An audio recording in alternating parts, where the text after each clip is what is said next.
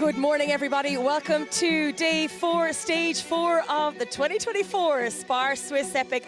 We start the day in Davos. We head to Chur, Switzerland's oldest city. The riders have 64 kilometers of racing to go before they reach the finish line. 2,350 meters of climbing up, 3,350 meters going down.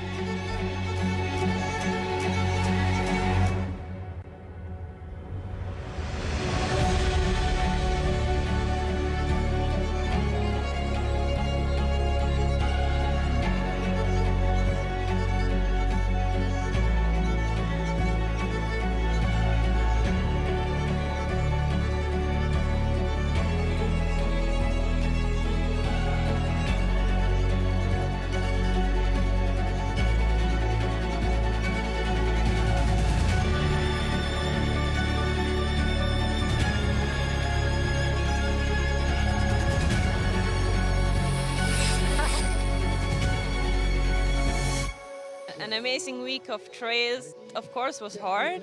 It was a lot of suffering, but also a lot of joy. And I think the best thing of the week is that we can conquer the Alps.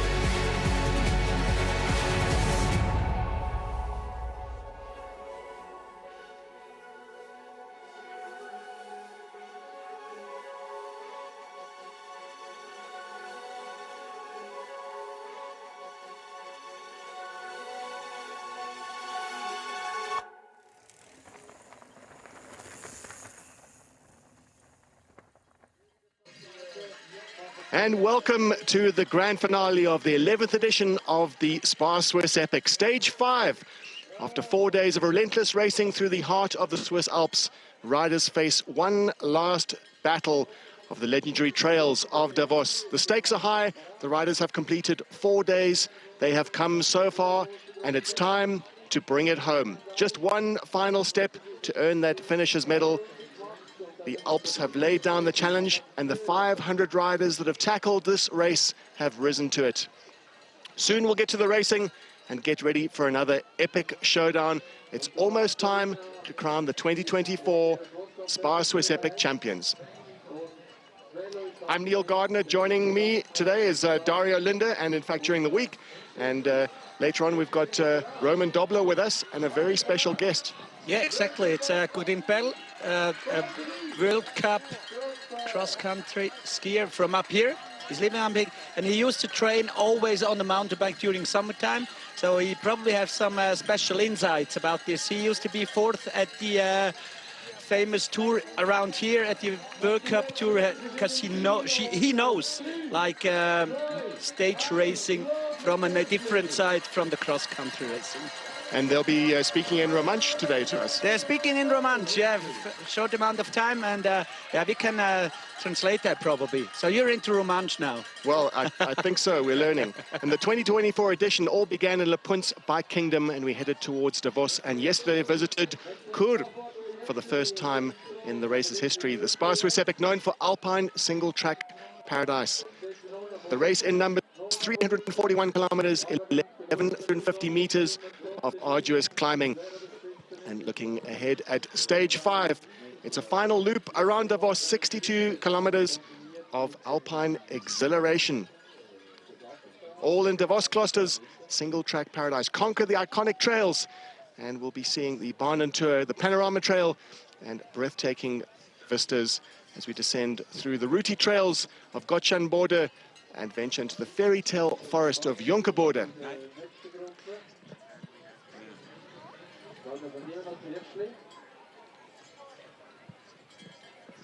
It's all coming down to today, and it'll be a dramatic showdown. In the men's category, we have a very close race. Can't wait to see how it all unfolds. And we'll hear from the riders down on the line earlier today with you, Dario. So last day, 5th day. Is this the hardest one for you? Bueno, buenos días, lo primero de todo. Hoy última etapa y bueno, la verdad que aquí junto a mi compañero Sebastián, muy contento de poder conservar la 4ª posición de la general. Prácticamente está hecho, pero bueno, queremos más, queremos intentarlo hoy, creemos que tenemos un podium en las piernas y, ¿por qué no?, queremos soñar. Okay, so you're going for the podium spot. At the moment you're at 4th place, I guess? Yes. So the tactic is to go all in today? Yes, I mean, we have a 4th position super clear. We got nothing to lose, so we're going to try it as hard as we can and maybe get into the podium spot and also try to catch a winning stage. That's what we want today, so we're going to give it all today. That's the idea. So, go for the win! Go! Go, go, go! So, John, last day, but you're wearing the green jersey. Where's the yellow one? Yeah, it's underneath, yeah. Really proud to show it today. Really happy how yesterday went and just want to enjoy today and yeah, hopefully bring it to the finish line. The legs are still good after 5 days of racing. You're a Swiss epic newbie. Yeah, it's the legs are still pretty good. I think I almost got better every day, so yeah. Let's see what today brings. Is there another team tactic like you did it yesterday and you wanted to do it just 2 days ago? Yeah, of course. We want to look that we can work together. The other 2 guys, Joel and Timmy, are super for us. And yeah, today we want to repeat yesterday and show what we can do, yeah. I'm not sure if you can win today because Lukas Flückiger is missing. Yeah, I think he's searching the yellow jersey in his pockets. So he lost it or what? No, all good. But the M is a little bit tight. Yes, okay. A little bit tight. Okay. For him, for me, it's too loose. That could be another Flückiger story. So, hey, viel Glück jetzt. Danke vielmal. It's actually a nice chat right in front of the race. If you can get the logos for the leaders jersey. Yeah, I hope we had a good day today and take yellow in the end of the day. Yeah, how the gap is not that big, Cousin. No, it's not that big, but it's still 1 minute. But yeah, when somebody would have tell us on Sunday that we could fight for the leaders jersey, we both would laugh. So we're still really happy, and for sure we gave everything we have today. So yeah, we can see. So the training camp turned out pretty good for you two guys. Yeah, really. We have good legs and the feeling is good, the motivation is high, and let's see. So the plan is to go all in today and to go and to fight for the yellow jersey. Yeah, for sure. We go all in and fight for the yellow jersey. And then maybe Sunday in Basel it's training and today was racing. So you changed the plan. That's a guter Plan. Danke vielmals, guys. Hey, geben alles. Danke. 14. And remember, no cutting the course short and no shortcuts. Penalties will apply. So these are the two guys who's in Spescia. Simon Walter at the start line. They're having a Swiss Cup on Sunday. That's what they're talking about in Basel. That's the Basel thing. So they want to start there. And they first thought this is the training camp, the Swiss Epic. Now they changed. They've changed their tactics a bit. So they'll be focused on today because they have a minute-only deficit to bike's performance. It is arguably, I think it's the closest race we've ever seen at the SPAR Swiss Epic so far, going to the final stage. And the yellow jersey wearers, we just saw them now, they're wearing green, that is their warm-up gear. But underneath those green jerseys, the team of Flückiger and Schmidt are wearing yellow. 1 minute advantage over Walter and Spescia. And the Samparisi brothers, great day, great week out for the first 3 days. The Samparisis took the racing to the others, but a disastrous day yesterday in terms of their performance, having lost over 7 minutes, puts them 4 minutes and 52 seconds back. We can be sure that they will attack today. For sure. Right from the beginning on, Yesterday was a bad day for them. Nice team tactics yesterday from Bikes Performance. They have two teams. They have two teams, yeah, exactly. That was the big advantage yesterday, and that's probably a big advantage today as well. So, yeah, we will see. So KTM got two teams as well. One is always in the lead, and the second team always a bit back in the top, still in the top 20s, but not able to help Team 1.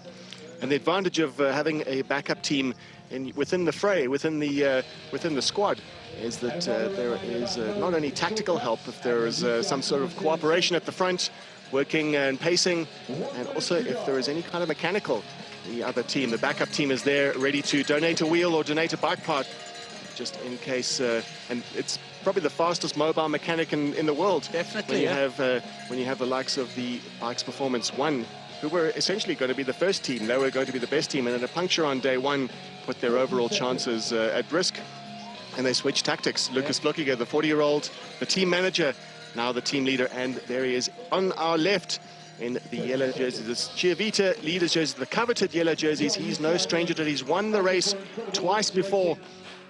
And going to see some absolute fireworks today. The team of Mondraker Volta MTB, they know exactly what they have to do. They have to attack.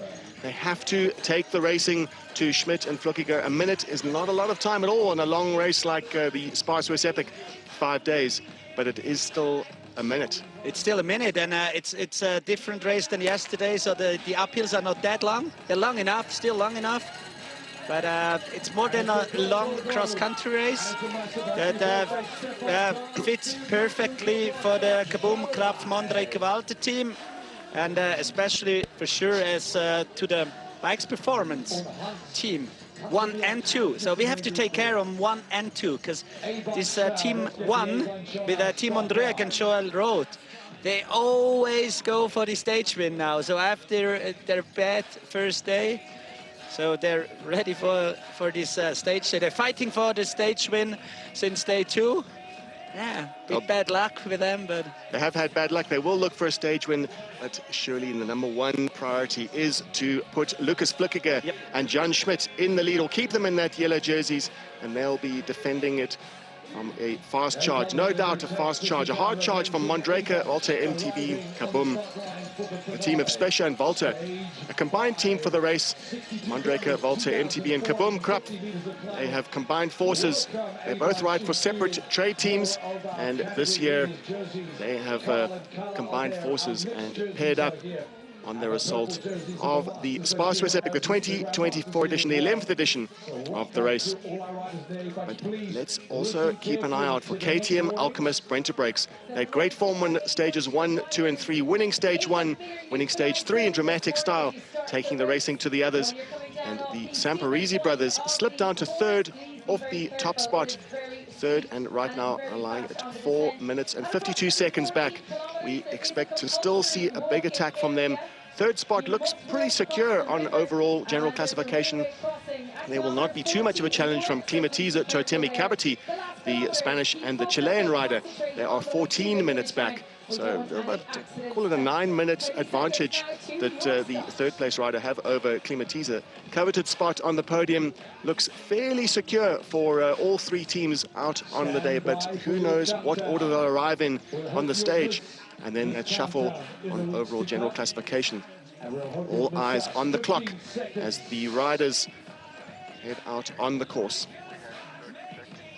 7, 6, 5, 4, 3, 2. You see the amateur men and the masters category head off. Carl Platt, 5-time winner of the Absa Cape Epic and also winner of the inaugural Absa Cape Epic in 2004. And very soon we're going to be hearing from the leading women. Okay, so Tess, it's the last day of this year's edition of the SPAR Swiss Epic, 5th day. You look completely relaxed. How can I not be? Yeah, because you're in the lead. Yeah, and with a good gap. So if all goes well, I think we're ready for champagne. Okay, and a sightseeing tour today? No, never. Never? Until the last meter, you don't know what happens. So we will fight again today and make sure we win this Swiss Epic. Okay, you carry your champagne with you, or you wait till the finish line? I will wait to the finish line. That's probably better. Well, maybe with the flow trails, it would be nice to go down with champagne, but better not. Yeah, you have to take care on the bubbles in your stomach. So in the flow trails. No, and I need to stay on my bike today. Have a good last one. Thank you very much, Tessa. Combination of smiles and seriousness from the team of Cannondale ISP Sports. They hold a comfortable advantage of 20 minutes and 29 seconds over Lorza and Stratum. Fazolis and Barato, great race out for the Italians. 43 minutes and 23 seconds back, and their third spot on the overall general classification looks fairly comfortable. And we still expect to see a challenge coming from Lorza and Stratum. They are still looking for that all-important stage win. Vera Lorza has won in the Grande Finale before, and we expect to see great things from the Namibian. Riding with a new partner this year, she won the SPAR Swiss Epic in 2023 with Kim Lecourt, who's since moved on to the road. And the new partner, Daniel Stratum, is more than worthy of the experienced and chronicled and you could say a great list of achievements from Vera Lorza. She was at the Tokyo Olympics and of course the Paris Olympics recently, and we definitely see Vera Lorza's appetite for a Grande Finale stage win in the horizon. Yeah, and her partner Danielle Stryden got some problems yesterday, so Vera was always in the lead. Sometimes she even had to push her, Danielle. So yeah, that was a strong effort from them yesterday. Struggled a bit, and let's see how it turns out today. So the next day is always the harder one, mostly. If you have enough left in your tank.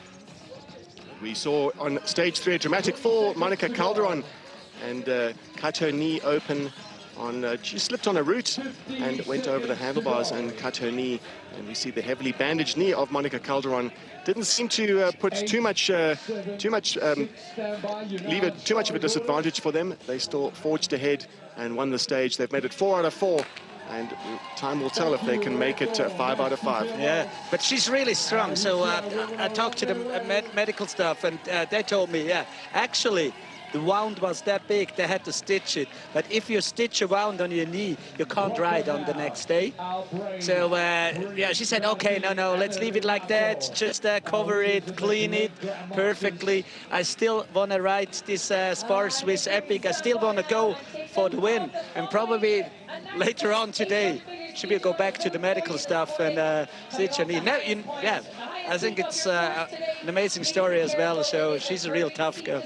She certainly is, and does not let that put anything, does not let the injury dampen their spirits at all.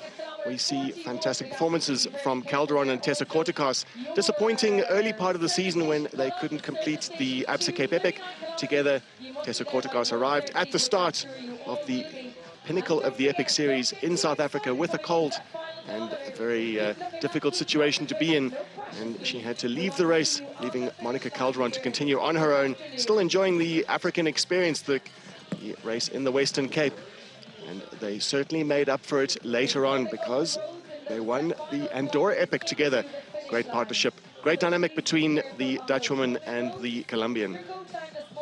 Yeah, they're working together really, really good. I think they're on the same level all the time, so they change the leading, and yeah, it always looks good when they're up in the uphill. So once Monica's leading, Tessa's leading. They're perfectly in sync, and they're well versed in the tactics of mountain bike stage racing, for sure. And even when it comes down to the stronger rider doesn't necessarily go to the front and pace. The stronger rider very often sits back and lets the other set the pace, and they are so evenly matched that they almost telepathically know each other so well that they can communicate like without even talking. Yeah, that's what Stefan yesterday told us. So they've been always chatting with each other during the whole stage. So some insights, some tactics, yeah, some informations, and that's why he probably is going for a Spanish course for the next year to understand what they are talking about. Stefan Sam and Thomas Ditch, the Bulls Media e-bikes rider, they give us the perfect view, the best view in the house, and also the best insights. Former racer Stefan Sam has won the Alps Cape Epic 3 times, and Thomas Ditch, his erstwhile teammate in the team, in the Bulls team, the setup, one of the most professional outfits in the business, in the sport of mountain bike stage racing, and set the benchmark for professionalizing the professional aspect, the professional racers, bringing a huge squad of backup team and also a support staff structure that lets the riders race and of course recover. And that's the all-important thing about stage racing is not just what you do between the start and the finish, it's what you do between the finish and the start the next day. Yeah, but I have a different story to tell you. Yesterday, Simon Stibian lost his partner. He's a Bulls rider as well, on the second day, I guess.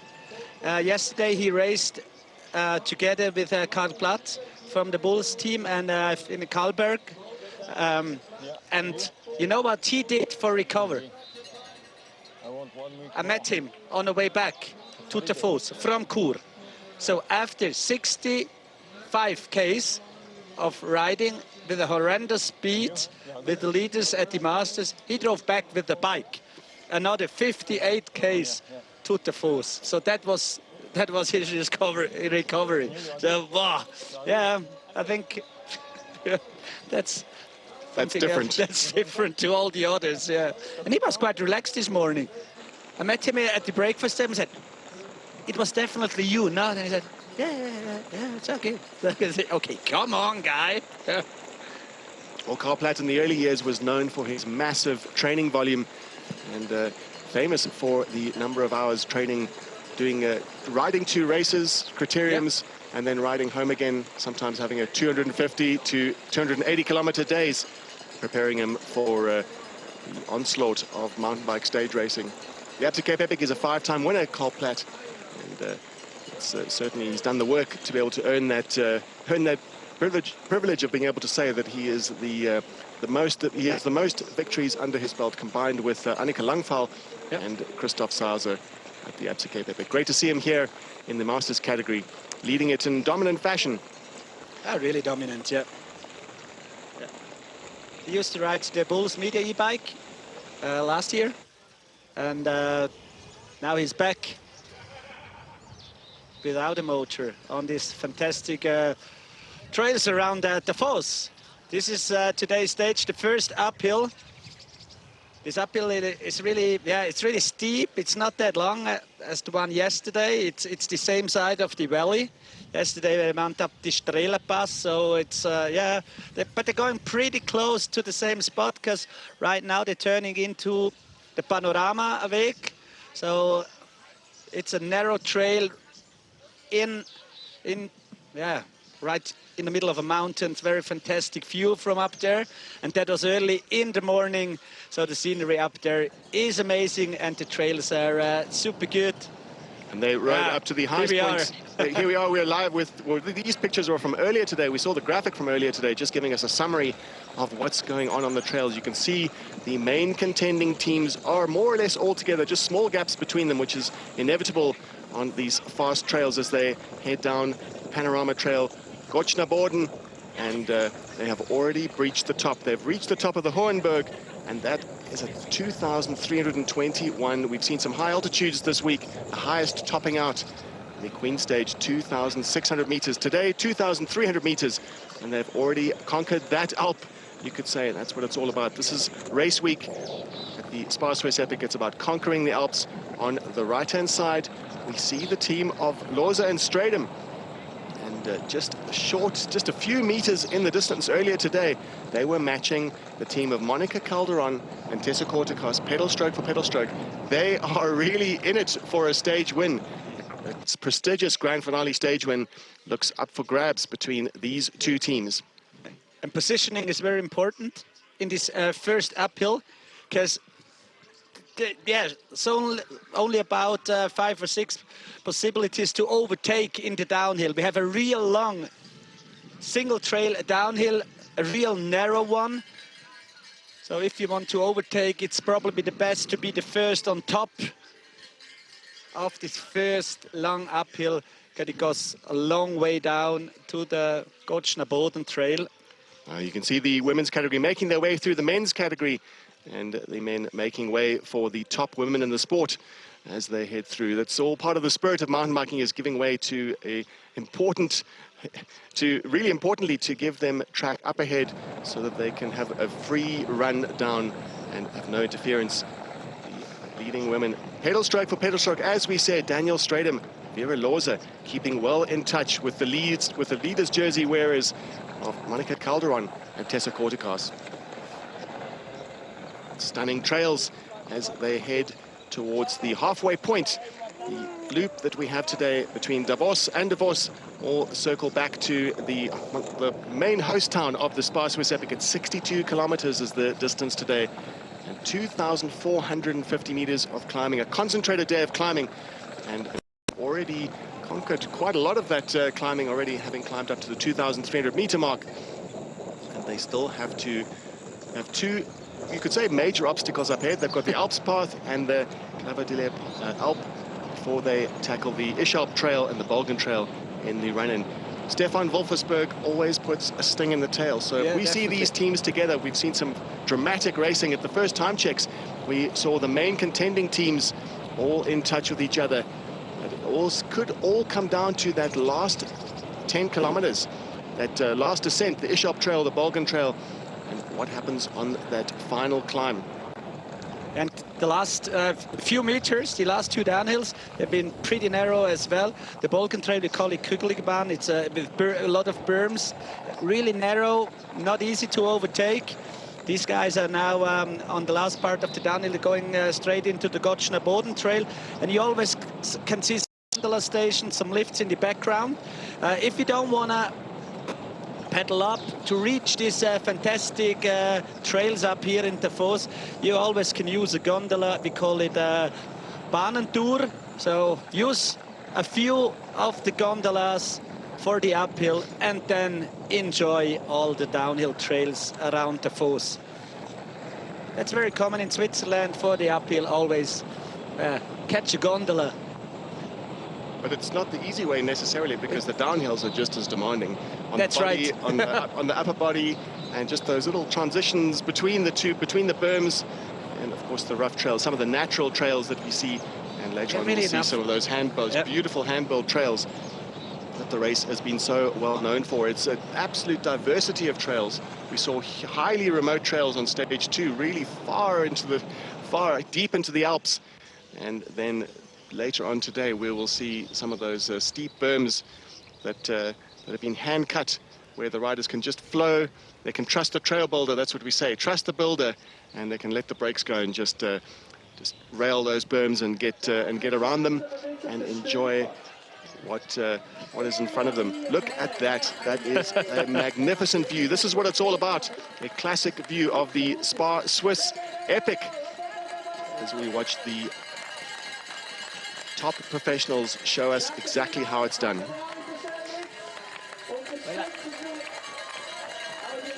These are scenes from earlier today, and we expected a dramatic fight between the bikes performance team of Jan Schmidt and Lucas Flückiger, and a challenge from Mondreke Walter MTB, Kabum Krapf, Ursen Specher, and Simon Walter, only a minute back on the overall general classification. Bit of a shift. We saw Jan Schmidt and Lucas Flückiger make an attack and reach the 22-kilometer mark with a minute and 22 advantage over their nearest rivals on overall general classification. Mondreke Walter MTB, Kabum Krapf, 122 back at that time check. There's been development since there, and in a few minutes we'll be crossing to the live pictures, and that is at the Wolfgang at the 22-kilometer mark. Roth and Rueg, Schmidt and Flückiger. Most significantly, the bikes performance team have a full complement. They have a backup team and they have their team in yellow. up in front. A dominant position to be in at the 22-kilometer mark. And this was earlier today.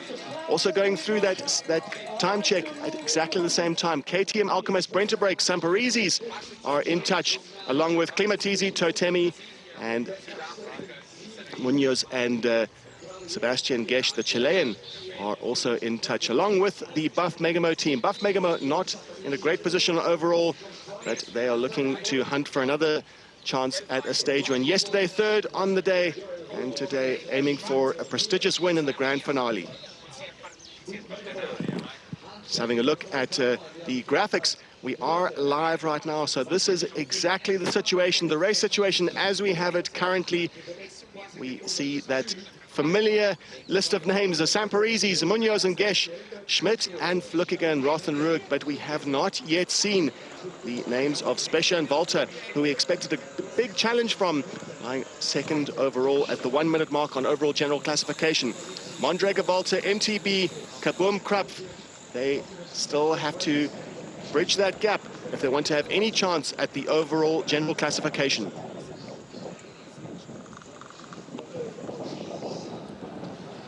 Yeah, Usin Specher already lost connection in the first long uphill, because speed is so high today for one more time, and he struggled a little bit. His teammate Simon Walter seems to be in real good shape, but Usin Specher, yeah, not used to stage racing, so that's going to be the issue for today's fifth stage after 5 days. And somebody who's very used to, sorry to interrupt, very used to stage racing is Lucas Flukiger. He's won the SPAR Swiss Epic twice. He, in 2009, was his first appearance at the Alps Cape Epic, came in 8th, won stages at the race, multiple stage winner with his brother, Matthias Flukiger, who's still active on the World Cup scene. And a quick summary on the overall of today's stage, and looking at the overall general classification. Significantly, the Samparizis, Roth, Rueg, Schmidt and Flukiger, the leaders of the stage and of the overall general classification, have a 3-minute advantage over their nearest challengers, Team Mondraker, Walter, MTB, Kaboom, Krupf. So soon we hand over to RTR.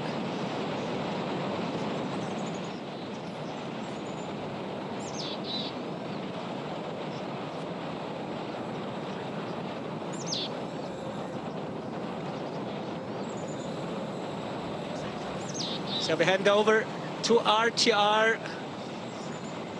in Romanche. That means in this part of Switzerland we have a special language. Only about 40,000 people are talking this language, and our broadcast partner is RTR, the local TV station from here. And to get the guests today from Roman Tanner is Godin Perl from cross-country skier. Cross-country skiing, yeah, the opposite from mountain biking in the winter. And some of the trails the riders rode in this edition of the Swiss Epic, yeah, the cross-country skiers are using during winter time. And in summertime, they often train on a mountain bike.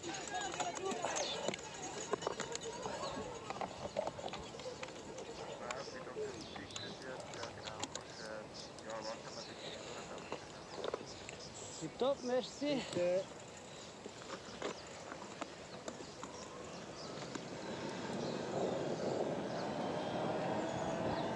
Just to tell you, Romanche is a Latin language, so probably Spanish-speaking listeners, they can understand everything. So I hand over to Roman. So, BNG, Roman, that's what we say in this part. So, guten Tag, good day means.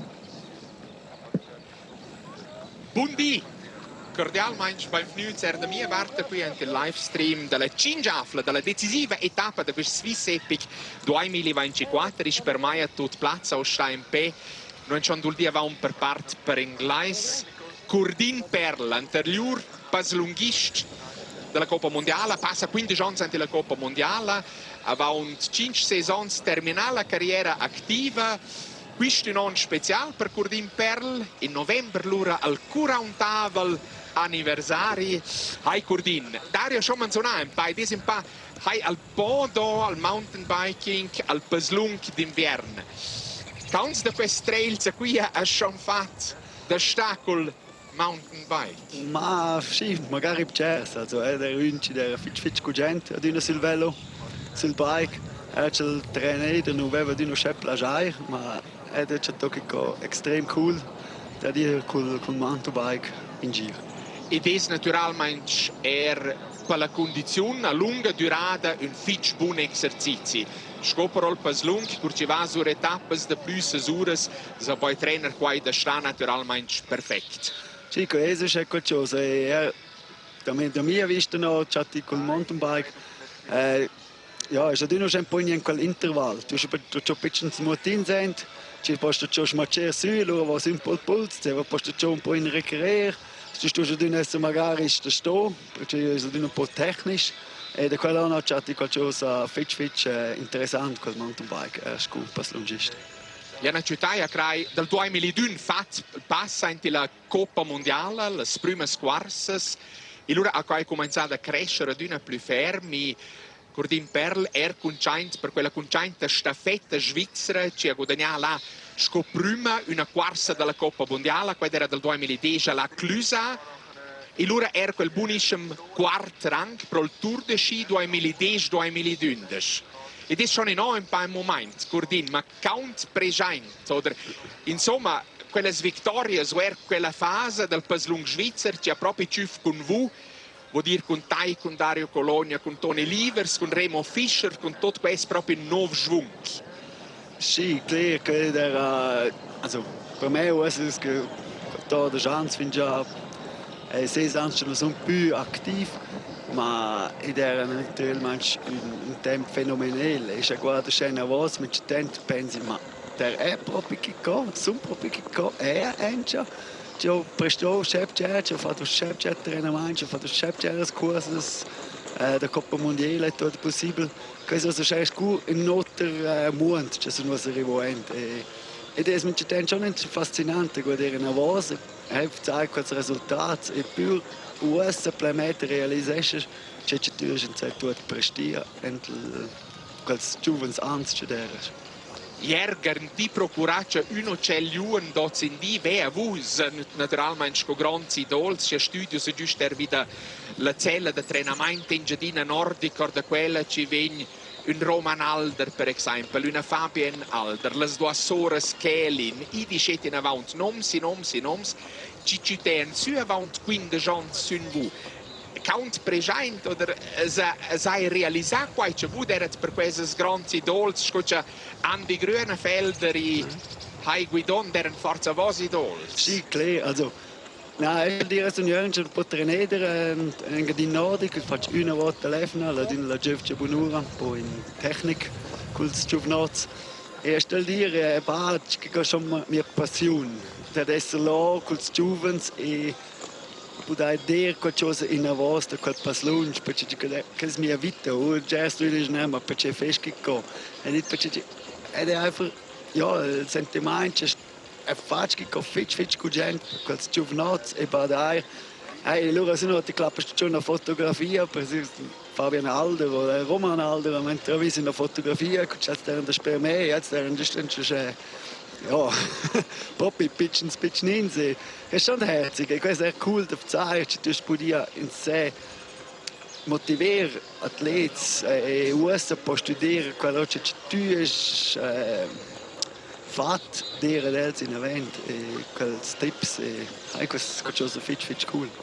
Quel sport è non più professionale, le metodi di allenamento degli ultimi 15 anni. Se sono con Gualain con le vostre prime esperienze di allenamento, sarà un stato più modesto, so forse altre, scuccia le giovani e giovani, non con l'Engiadina Nordic, per esempio, con a Manzuno siamo nati quella cella di allenamento che tenere l'inverno passato, scelta grandi successi di stornata con medaglie dei campionati mondiali dei juniors.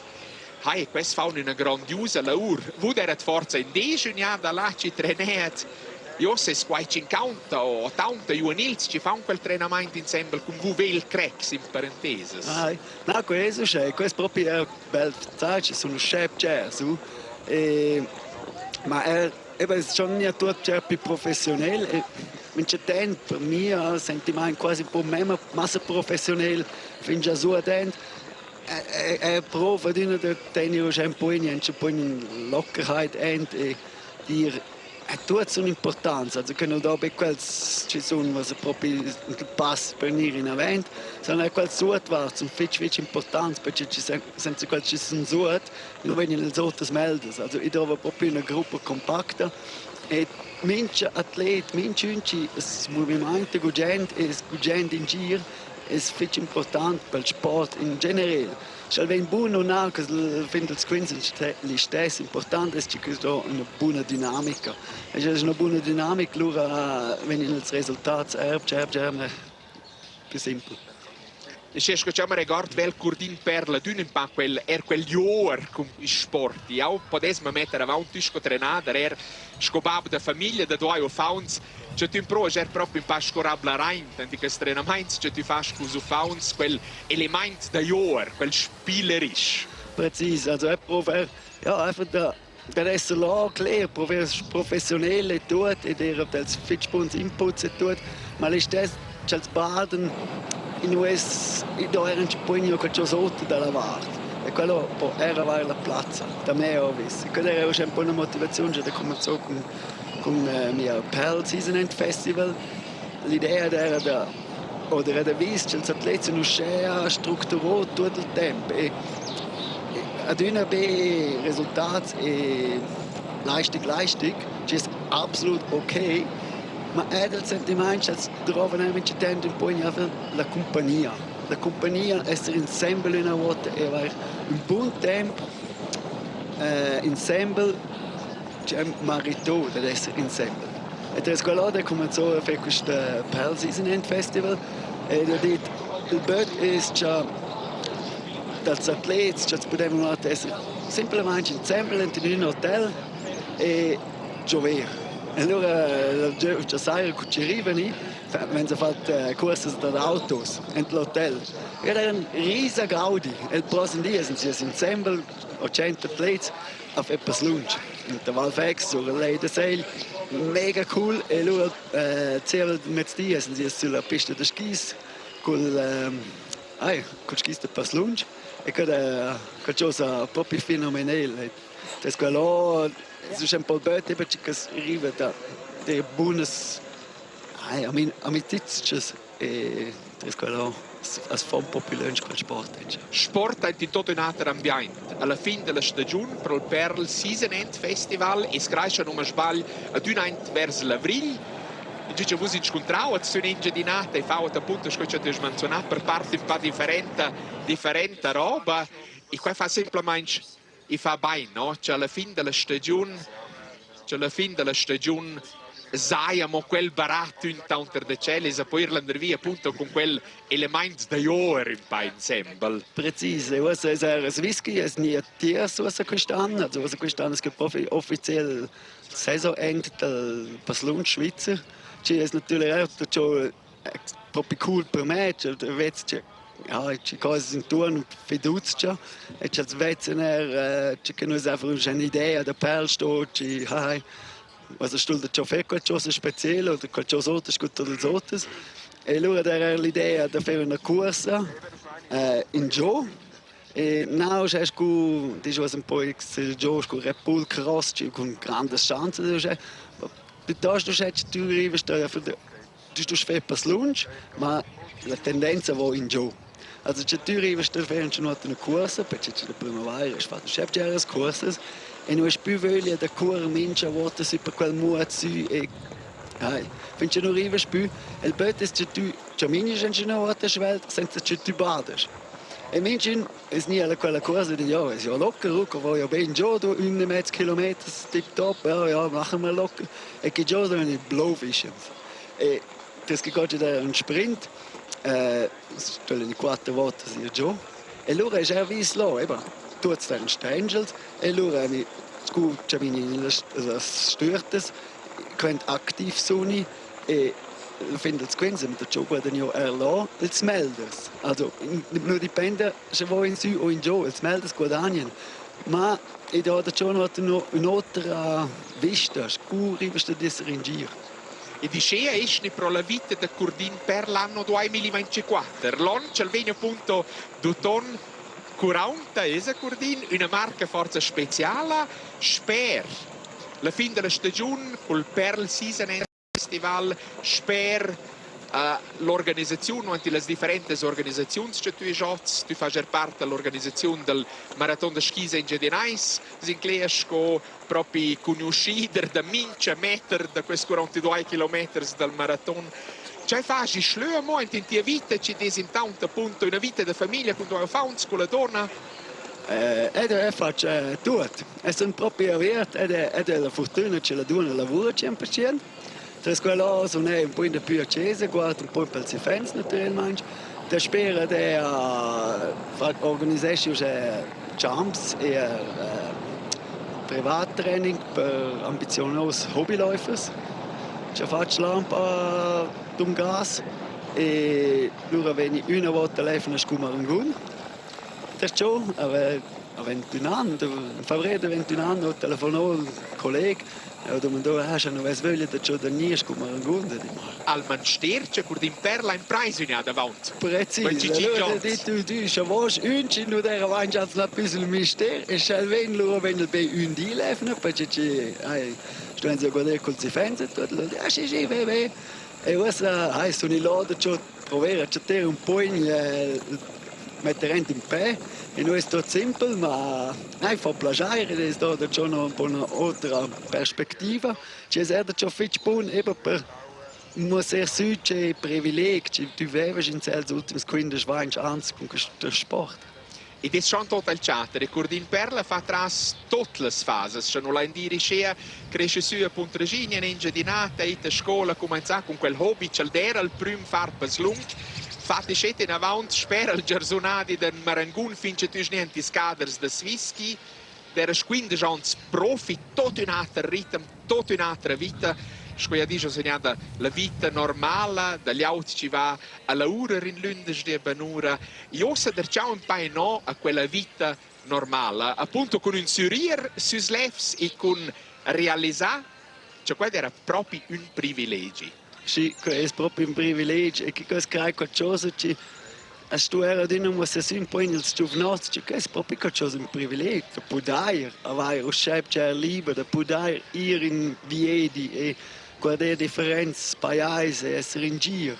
E ci viene fatto fitch per un atleta, che arriva allora fin del quinto forza in Europa, la Coppa Mondiale, le Olympics c'era d'una. Oggi al di con la visita qui e il live stream del Swiss Epic, tutta la famiglia con sai, e allora dai forza, hai la possibilità di dire forza ma quarzo il velo o c'è siamo previsto, Curdin? Ma la famiglia da pigliò con me, il brother, il giovanotto, quel che motivato per fare la corsa da kids. Da Spichens? Da Spichens, ma quello Scrotches. E allora, wenn sie halt da fare un po' in improvvisare, ma che non c'è una regione stress, guardando un po' in l'ambiente e se aveva già regione stress, c'è svelt via in la halla da glaccia, poi c'è il pitching giovane con gente hockey e da quello no si regione qualcosa speciale per lei. Wow, alts per tutta la famiglia. La donna ci può ir un momento a fare il shopping, e so fauns c'è un trattenimento col bar, e da la halla è so qui giusto davanti a tush, ci può venire via la halla. Grazie Fitch della visita spontanea quarta qui al Swiss Epic 2024 Curdin Perl per venire tutto il buon. E noi speriamo che la knife viene beim bod der ciao, che non può dare Launetter, ciao Iri, allora si schis da Paslun che erco ci va verso l'ottobre. Sì, grazie per ciò, da poter venire. Giodè. Tutto il buon e grazie Fitch.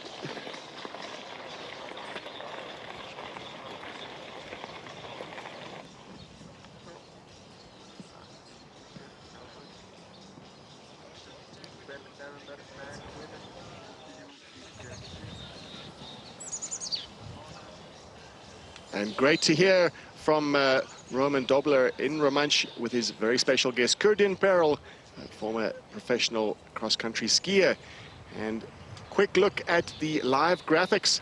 Calderon and Corticos. We expected a showdown between Loza and Strader McKean for a win at the prestigious Grande Finale, last stage of the SPAR Swiss Epic. But Calderon and Corticos have driven home their climbing advantage and forged ahead on the Alps path. And even before that section, at the 30-kilometer mark, they already had a 1 minute and 41-second advantage.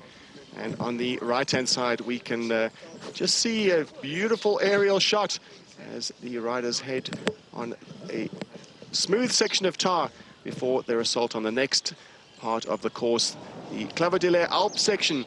That is one of the last major climbs of the day, just before they reach the final stings in the tail. This is the major climb of the day, the finale, you could say. This is where it is absolutely going to explode, and we have to go down that list of teams that are in there, the select group of teams. KTM, Alchemist, Brent Brakes are on a fantastic day. They are attacking the course, but matching them pedal stroke for pedal stroke is Bikes Performance 2, Schmidt and Flukiger, and significantly Bikes Performance 1, Joel Roth and Tim Rueg. With them, about a minute back or so, Klimatiza, Totemi, Capiti, a fantastic day out for Munoz and Gesh.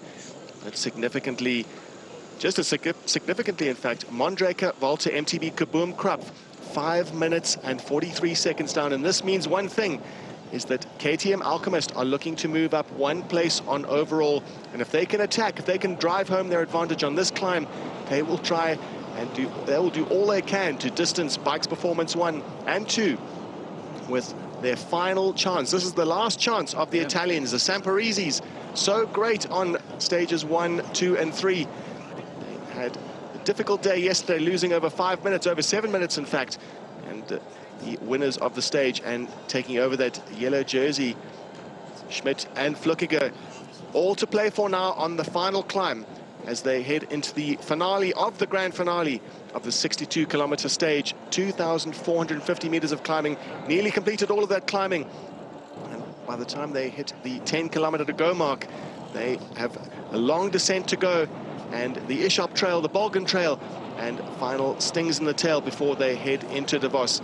Exciting racing. It's a showdown, the showdown that we all wait for, and it's the Samparisis racing against the 40-year-old Lucas Flukiger, the team manager of Bikes Performance, and rolling back the clock with young partner Jan Schmidt.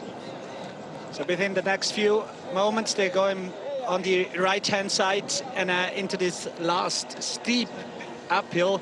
So this one is really demanding. It's the last one. And the thing is, Timon Rueg, one of the Bikes Performance guys, he lives just around the corner, so he's training all the time up here. And he knows these trails by heart. So this is probably a big advantage. He has to be in the front after this uphill, but he struggled a bit, just the last few uphills. Let's see if he can stay within this group with the KTM, with the Samparisis, and his teammate. So we head over to Stefan Sam. Stefan Sam, can you hear me at the moment?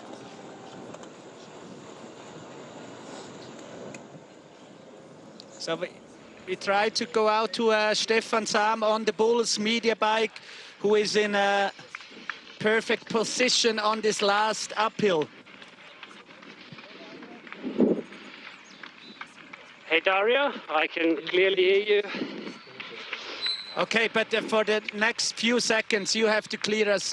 You have to hear us loud and clear, because I have to sing for you. Happy birthday to you! Happy birthday to you! Happy birthday, schätzlich Stefan! Happy birthday to you! So it's your 30th birthday today. Congratulations from outside.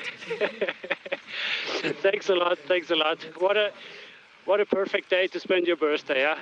Riding with friends. Ah, yeah. Couldn't be better, huh? Couldn't be better. Hey, the situation is quite interesting at the moment, because the Samparisis, in attack mode. and followed by the two bikes performance team. Yeah, what do you think? Who's the strongest today? Definitely the Zamparisi brothers. They are racing with their hearts from the first kilometers, always in the lead, pushing hard, trying to distance the other team, and they're making up really good time. They're looking in sync again, like on the first stages.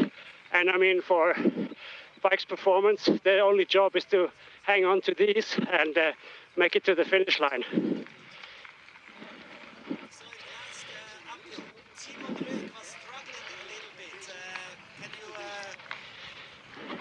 So in the last uphill, Timon Rüegg was struggling a little bit. Can you copy that?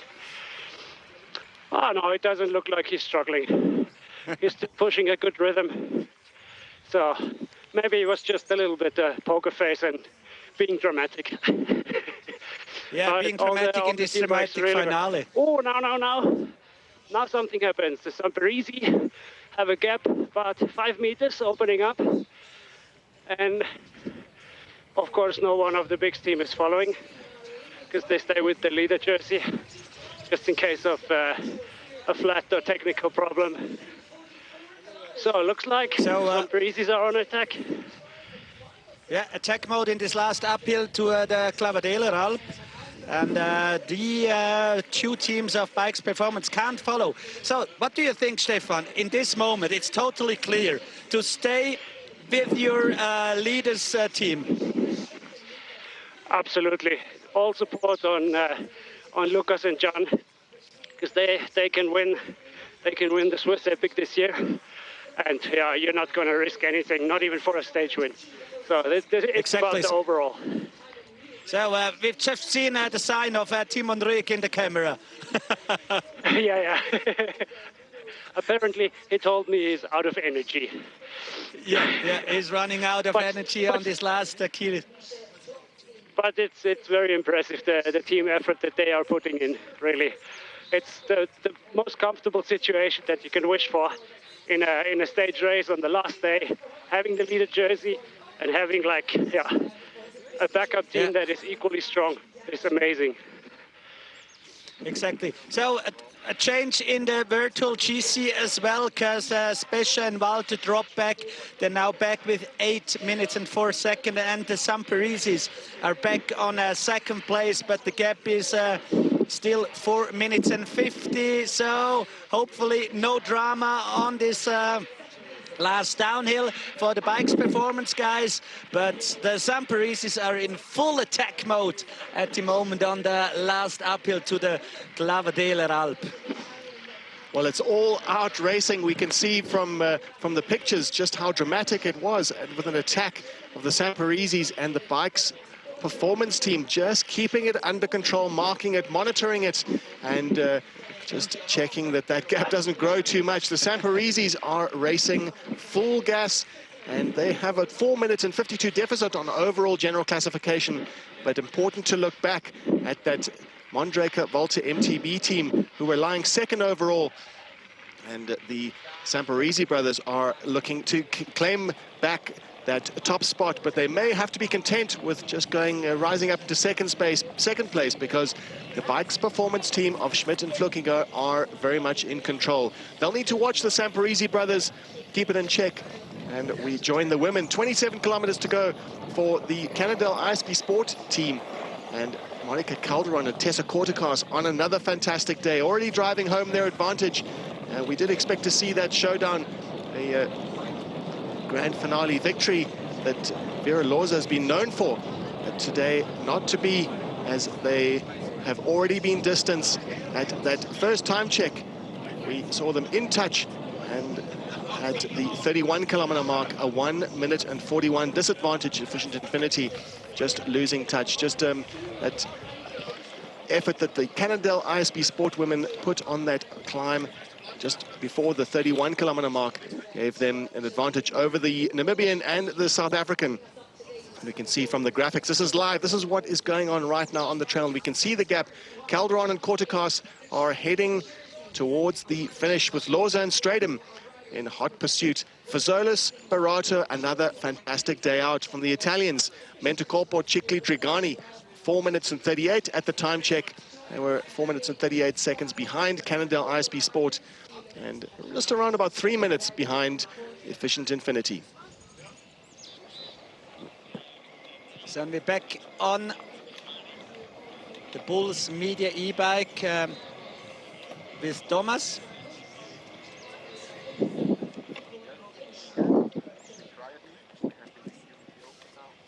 So, Thomas, bonjour. Do I have to sing for you as well? No, my birthday, hello Dario, hello everybody. No, my birthday was 10 days ago. No, not today. Ah, pretty close. Yeah, pretty close, but not today. Okay, good. Hey, the situation, exactly the same as yesterday. The same team in the lead. There's a Gortikas and Monica Calderon. Yeah, as they said, they go full gas today. Yeah, they go full gas, but they're riding well. Also, they are controlling the race, controlling the pace. For sure, it's not easy. This is the last days, and everybody's tired. Three team together was, three team was on the first climb together, but then it's clear that Cannondale is stronger and makes the pace in front and controlling the race. Okay, yeah, so they already made a difference in the first uphill, so... Oh, more in the first downhill.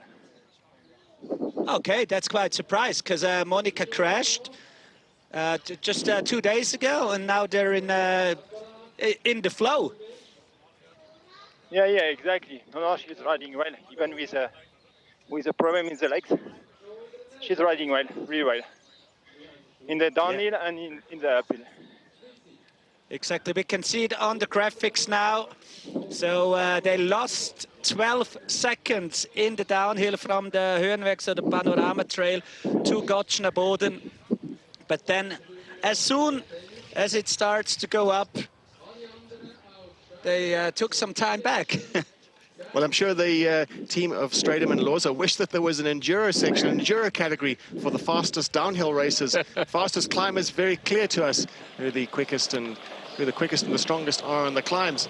But maybe in the future we can introduce that category, the downhill category, because Vera Loza and Daniel Stratum exactly in the past few years we've seen that in the past. In fact, in the original edition, there was that category. It was the flow category. Yeah.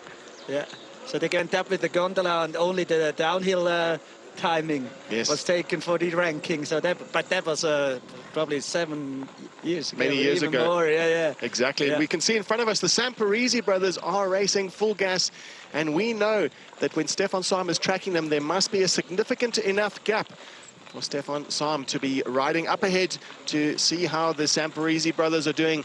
Nicholas and Lorenzo. Lorenzo had struggled a little bit yesterday, but today they are absolutely on the front foot, looking to gain an advantage.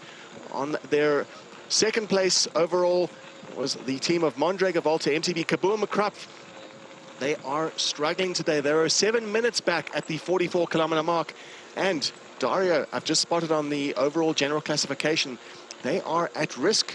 We thought that the first 3 spots were more or less confirmed because there was a 10-minute gap between 3rd and 4th place. But right now, Klimatiza, Totemi Cavity have a 6-minute advantage on the trails right now, and they only have to make another 3 minutes up to get that coveted 3rd spot on the overall. So there's a race for 1st, 2nd, and 3rd. First looks pretty secure because the Samparisis are several minutes back off the leaders' jerseys. Bikes Performance 2, that Schmidt and Flukiger, they look very much in control of the race with their backup team in close attendance. That yellow jersey pairing have got all the cards are falling in their favor. KTM Alchemist Brenter Brakes are on the front. They're looking for another stage win and to move up on the overall general classification. But spare a thought for the Mondrager Volta MTB Kaboom Krapf team, because they have Klimatiza Totemi Cavity lying in 4th today on the stage. 4th at the time check, a minute back off the fierce pace set by KTM Alchemist Brenter Brakes. But Klimatiza Totemi Cavity have a 6-minute advantage already on the trails over Specia and Volta.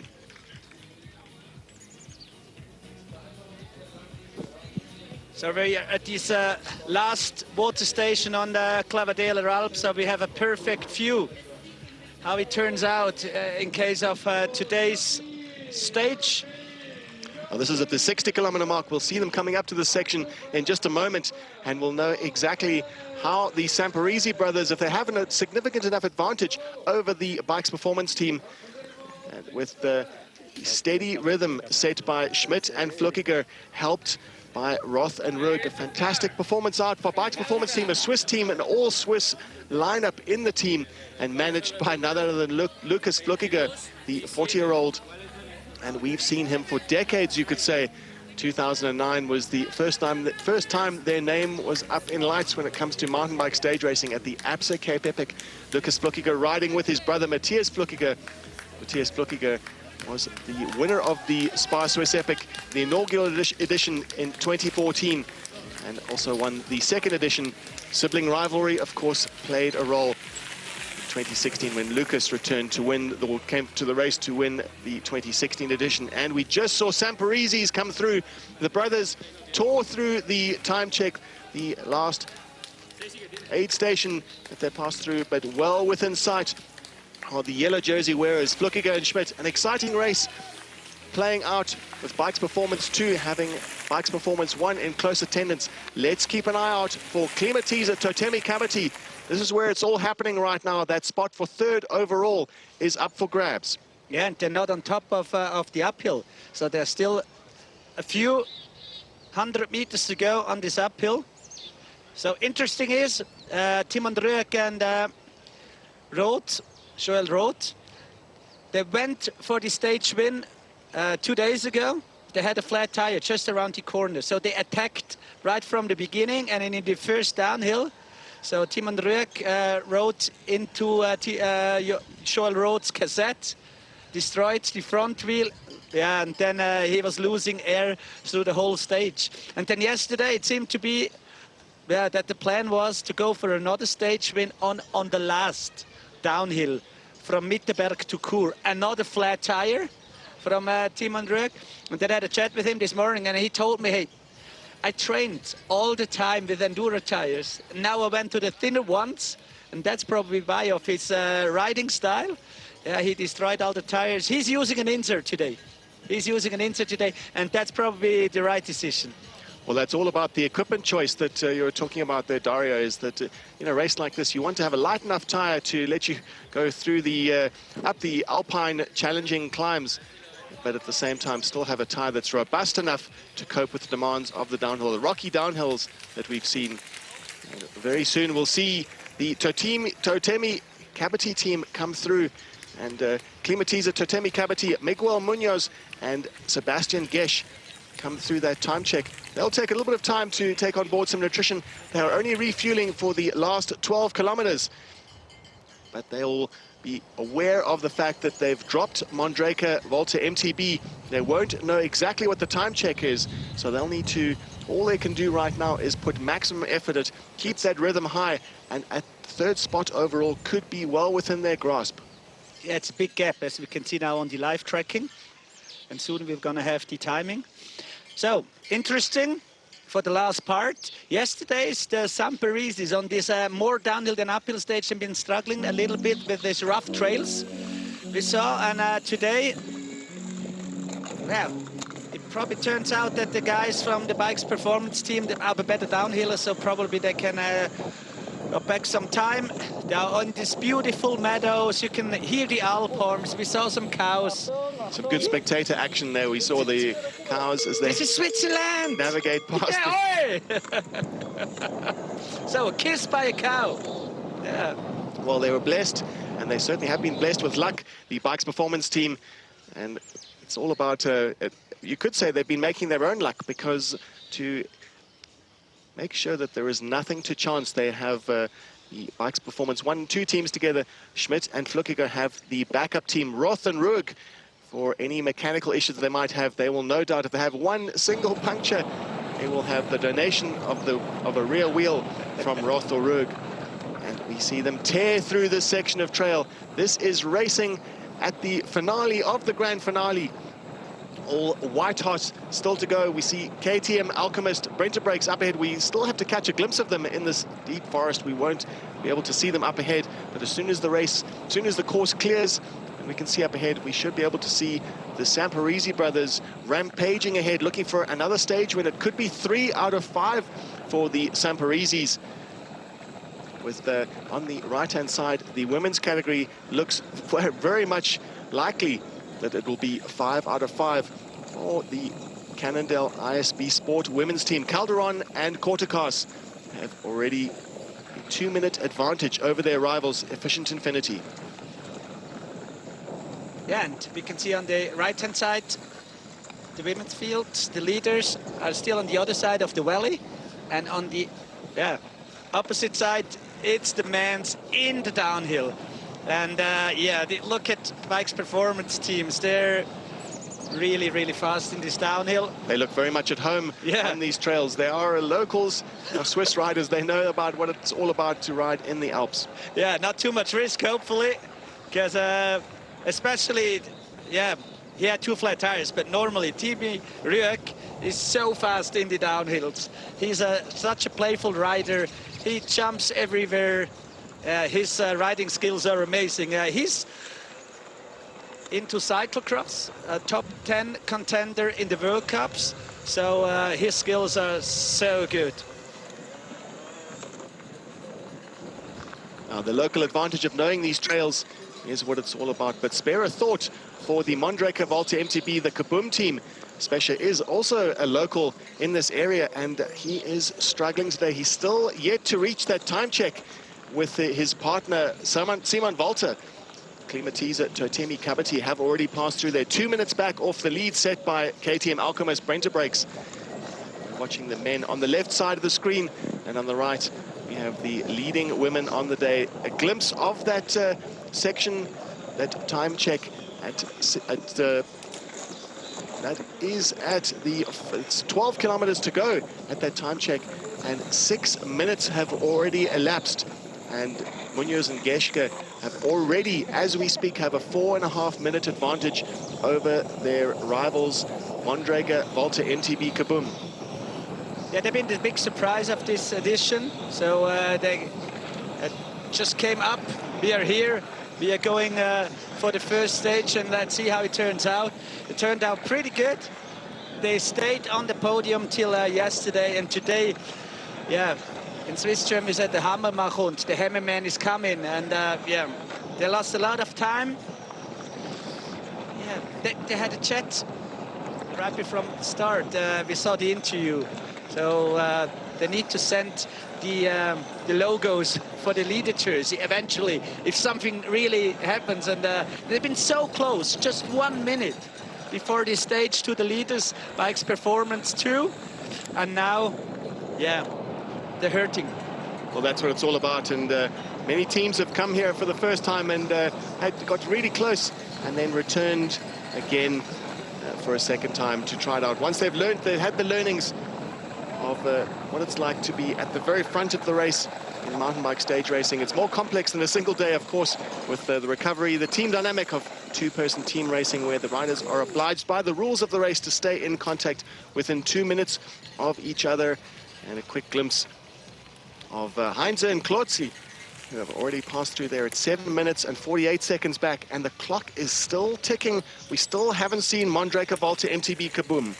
It could be possible if the time gap is that big that mechanical happened, or we don't know. This is the Masters team with the 2 Schimo World Champions riding for Davos Klosters. So they're using the Swiss Epic for their training.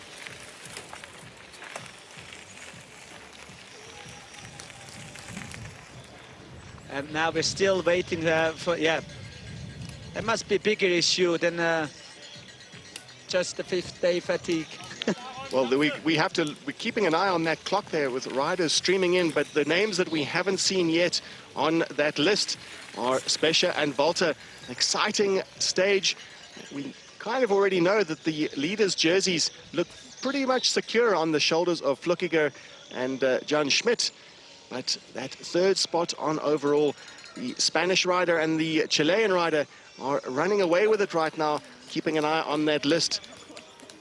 Once that clock hits, by our calculation, when that clock hits 11 minutes, it means that that's third spot held by the Mondraker Volta MTB Kaboom team is now absolutely up for grabs. 11 minutes on that clock, and we know that the race has shifted once again in this dramatic showdown that we expected to see, and we are being treated to it. Incredibly exciting race at the SPAR Swiss Epic, the Grande Finale, stage 5, the 62-kilometer stage, with alpine climbing, 2,450 meters of vertical climbing. And still we see the Italians, Dutto and Goria, pass through that, and the clock remains ticking. The time is not waiting for anyone. It certainly isn't waiting for Mondraker Volta MTB as we cut back to the front. This is Stefan Sam following on the Bulls Media e-bike, bringing us beaming the footage to all around the world, to fans of the race, of the Flückiger name that we've seen for so many years on the front of the at the front of the field. Many races from cross country all the way through to longhand mountain bike stage racing, following the team of Bikes Performance, the yellow jersey wearers Flückiger and Schmidt, supported admirably by Roth and Rueg as they chase after the Samparisi brothers, but also put time into their rivals on third spot overall, Mondraker Volta MTB. That spot on third overall is slipping away. It's getting really close. It's 10 minutes and 43 seconds. Once that clock hits 11 minutes, we know that that third spot overall is out. They'll be out of contention for that third spot overall.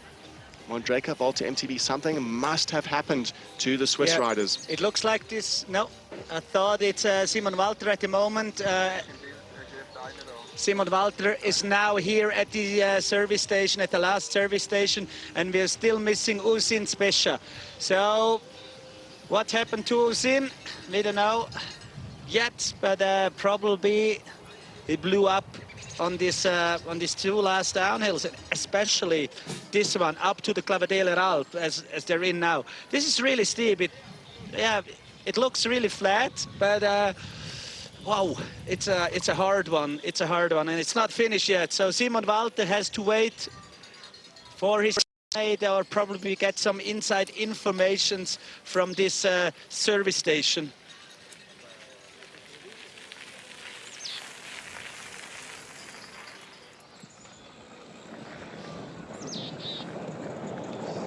So another drama here at the 2024 SPAR Swiss Epic, already at the first stage. It's the local team. Bad luck for them. And now Spesha and Walter. Yeah, Usin Spesha, he's struggling. He's really struggling. The gap is 11 minutes and 52 seconds. Now that was a bad sign. We would hope that Spesha and Walter would have torn through there super fast, but the body language shows us everything. They are not on the kind of pace that the Klimatiza Totemi Cabete team are on. Miguel Munoz and Sebastian Gesche. Consistency wins the race, proven once again. That although they haven't been they haven't had their name in lights necessarily, but just a gradual improvement every single day. The Spanish and the Chilean are having a great day out. They are lying in fourth on the trails right now, 2 minutes and 31 seconds back at that 51-kilometer mark. But all to play for still for that third spot on overall podium. Bike Performance 2 are at 27 seconds behind the Italians, with close attendance from Roth and Rueg. So at the moment it looks like Virtual GC, it's still Spesha and Walter on third place. That couldn't be right, I guess.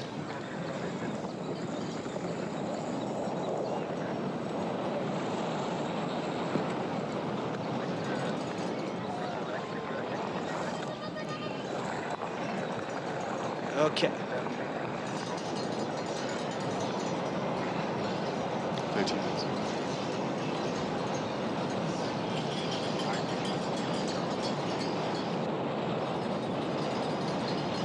The thing is, you can count on these results because these results are straight from the timing mats. And just to correct us, that Specia and Walter still do hold that third spot overall, but that body language didn't look good. That Munoz and Gesche, they are on a great day out. And just a miscalculation from my side, in fact, Dario, is that Specia and Walter still are hanging on with the skins of their teeth. But it definitely looks bad for the all-Swiss team. They will need to consolidate. Hopefully they'll have some encouragement out on the trails.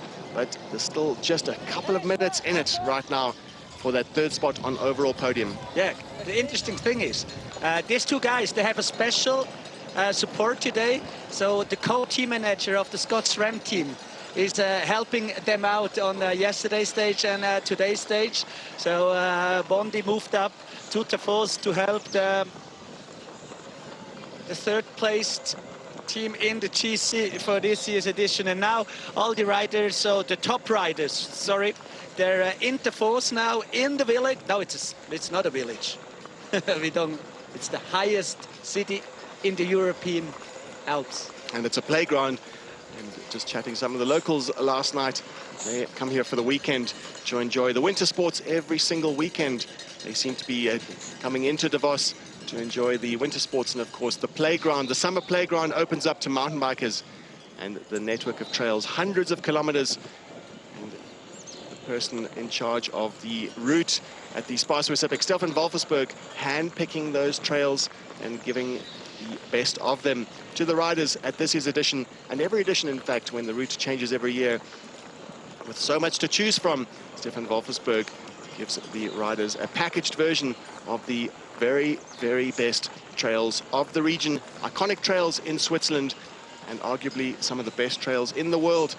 But enjoying those trails surely would be Rothenburg supporting the leaders, the leading team of Schmidt and Flückiger. Fantastic performance from these four riders, and the backup team know exactly what they have to do. They will empty themselves to stay in touch with Flückiger and Schmidt, just in case they have any issues at all. And you can see the tactics, not only to ride and support, if they need a wheel donation or any other kind of part donation, the support that they're adding is also some pacing at the front, keeping the pace high, keeping them honest, and also just keeping that gap up to the Samparisis under control, because the Samparisis are absolutely charging. Yeah, they're charging in this last real hard uphill, the attack mode up to Clavadeler Alp, and just two more short climbs to do. And a big surprise today, or a big effort from the Scott Davos mountain bike project, Jan Bütikofer and Sven Gehrig. These under 23 riders are at the moment on 6th place. Home base is up here in Davos. Team manager is Flo Vogel, the former European champion, World Cup winner, yeah, and mountain bike legend. Now is a mountain bike coach, having his own podcast in Switzerland, Stollengeflüster, with some insights from training routines. And they're doing really good, this Scott Davos mountain bike project team. Not into mountain bike, marathon, stage racing, normally cross-country riders as well. But yeah, it's a good effort for them. The sport of mountain biking in Switzerland is so rich, so deep, that just to win any race in Switzerland, if you're a mountain biker, if you're a Swiss national, is an achievement in itself. If you're good enough to race against the best in Switzerland, you're good enough to race against the best in the world.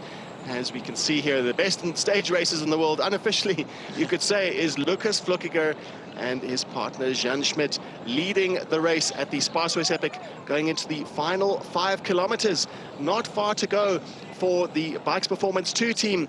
And we saw that at the last time check, about a 30-second disadvantage to the charging team, KTM Alchemist Brenta Brakes. On overall, the Italians did have a 4-minute, 52-second deficit to the Swiss riders. And the Swiss riders, all they have to do is keep that gap under control, as the KTM Alchemist, the hunger of the Italians, the Samparisi brothers, is absolutely obvious right now. It's highly evident with the pace that they're setting. But riding defensively, but at the same time, super high rhythm, is the team of Lukas Flückiger and Jan Schmidt, led capably by by their backup team. Yeah, the whole team is doing a real good job up here. They have mechanics, supporters, a media team, everything's ready up here, the bike's performance team. A Swiss brand, a Swiss team with representing a Swiss brand. Just dropped a new e-bike 2 days ago. And it looks like they're on an e-bike, so they're going so fast through this fantastic single trail, just above the 4Ks to go. By my estimation, Dario, you know the area like the back of your hand, and by my estimation, they have one sting in the tail to go. It's just a smooth tar pass, a tar climb up to the final single track section of the trail. They've been through the Alps Trail, the iconic trails that we've seen all week, capping it off by some of the most famous trails in the world.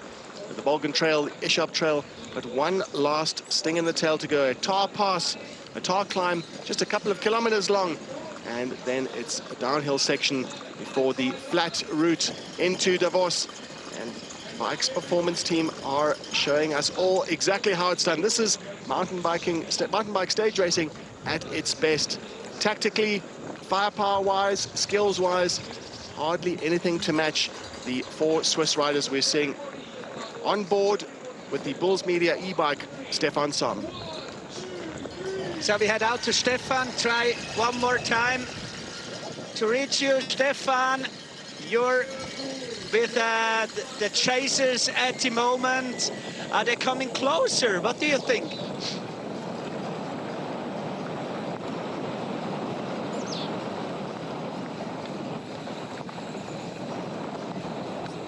They are pushing so hard. The gap is really tight, so they can see each other all the time. It's maybe 100 meters, so I'm trying to get in front and get a glimpse of the Samparisis, but they are in sync and working like machines, like in the first few days. So they recover pretty well after yesterday. We can see the Samparisis just in front of them. Yeah, wow, that's really interesting for the last few meters. So we can see the Samparisis now. This is the last uphill of today. And then there's a flat part coming for another 2Ks. Yeah, is this the big thing for the Bike's performance race team to help each other in this part? Yeah, of course, especially through the flat section later on. But the most important part is just to secure the overall. If anything happens in the last downhill, like a technical, just to be able to change a wheel or fix stuff. Yeah, yeah.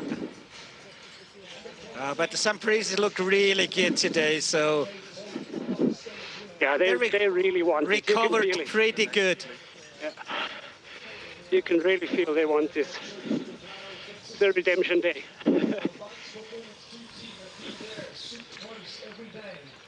All right, now with the Samparisis, the charging Italian brothers, just a few seconds advantage over Bike's performance team. They're keeping that gap very much in control. They'll be happy just to keep that gap at under 30 seconds because they're keeping them well within their sights. Not absolutely critical for them to close that gap, for the Bike's performance team to close the gap to the Samparisis. But they'll want to keep a very close watch because there is just a couple of minutes between them on the overall general classification, 4 minutes 52 to be exact. And as soon as they get out of their sights, there is a little bit of a danger that they could lose track of how much time the Samparisi brothers would be gaining on them. And we just heard out on the trail that Munoz and Gesche have gained another minute on the team that have been ailing at the moment.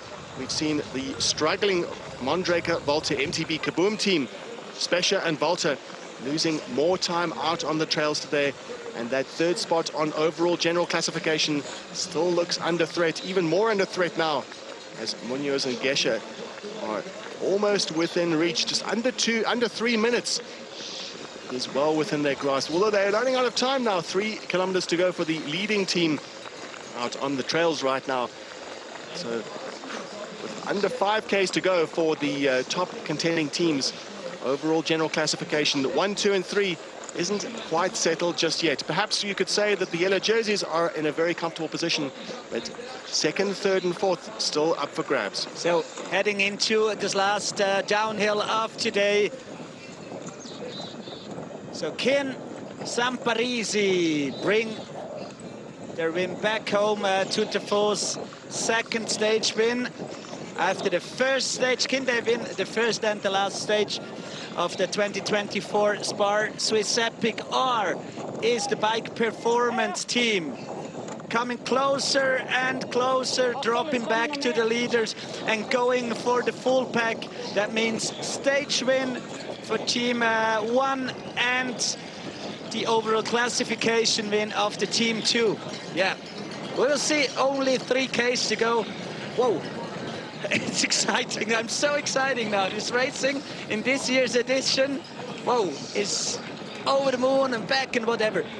Unbelievable racing we're seeing here. Not just the race for the general classification, first there's the race for the stage, which the Samparisi brothers are looking good. And there's also the race for the top spot on overall, which looks secured with Lukas Flückiger and John Schmidt very much in charge of the stage today.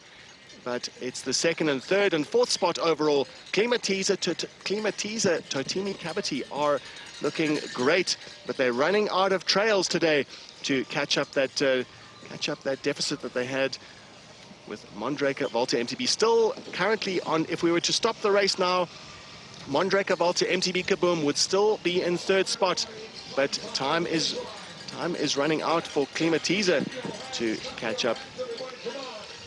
16 minutes back on the overall general classification. If we were to stop the race now, live general classification, that's a theoretical value that we have. 13 minutes and 16 is what Mondraker, Volta, MTB, Kaboom, Krupp. Checking at the time checks.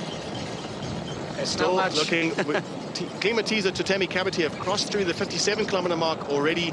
2 minutes and 47 seconds back off KTM Alchemist Brenta brakes. But let's have a look down the trail at Mondraker, Volta, MTB. They still haven't passed through that time check yet.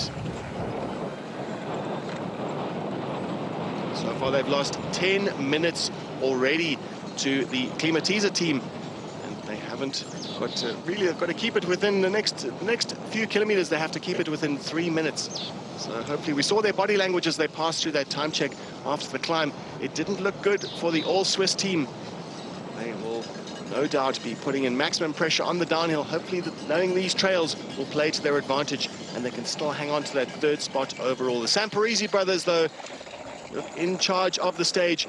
We saw the gap. It was a small gap to the bike's performance team. Schmidt and Flückiger, the yellow jersey wearers, and in close support, Roth and Rueg. Only 20 seconds, and they exactly know this part here at the 1K mark. They did it already 2 days ago. Not exactly the same, but it's coming pretty close. So if you're even the last downhill. Well, we visited the Italians after their dramatic victory on stage 3, the solo victory. They won the sprint in stage 1. They didn't have a chance to celebrate stage 3. They did. They had their arms in the air as they crossed the finish line, and it looks likely they're going to do it again. Going into Davos, they are close to home by now. They will be able to hear the announcer. They'll see the flags. They'll not even be able to see the balloon up ahead of us. Davos nestled in the Alps, surrounded by forests. But they will know they are very close to home. They'll know these roads by now. The Italians, they're new to this race, but they will know all about it. As the buzz certainly has just gone up a level as the riders are about to be given a hero's welcome. The Italians, a cap over on the stage over bike's performance team. Schmidt and Flückiger riding together with Roth and Rueg, and just under 3 minutes back. Klimatiza, Totemi Kabati are charging hard. Munoz and Gesh looking for a third spot on overall. Fantastic performance from the team we have in front of us. The bike's performance team of Flückiger and Schmidt. Yeah, it looks like they have something to celebrate this afternoon and tonight. So Lukas Flückiger looking back, but they're feeling comfortable now. What a team. That's really outstanding. So helping each other during the last 5 days of racing, and now heading into the last kilometer of this Swiss epic. Last stairs up, they hurt now. A bit of a run up those stairs. They're not under too much pressure. They won't want to give up too much, but a spot on the podium of the grand finale for the stage is prestigious enough for Roth and Rog, a reward for the support that they've given to Schmidt and Flückiger all week. After their issues they had with their tire on stage 1, they gave up their chances for overall and dedicated their efforts to Schmidt and Flückiger, and it has all paid off for the all-Swiss team. KTM, Alchemist, Brinter Brakes for the stage. They are close. 20 seconds advantage they had over the Swiss riders, and they will be approaching the finish. They're in the last kilometer already. Up ahead, we see in front of us the second and third spots on the stage. And up ahead are the KTM Alchemist Brinter Brakes team. Lorenzo Samparisi and Nicola Samparisi all look well. You can't see them, we can't have a visual of them, but we've just seen the lead motorbikes, the sweeper motorbikes, have come through the finish already. It'll be a matter of seconds before we see the Samparisis come through and celebrate their third stage. Here they are, the Samparisis. KTM Alchemist Brinter Brakes take the final stage. They cross the line, jubilant, not looking back at the clock. And we see Dario running down to go and speak to them. And he'll be getting the inside view from the Samparisis.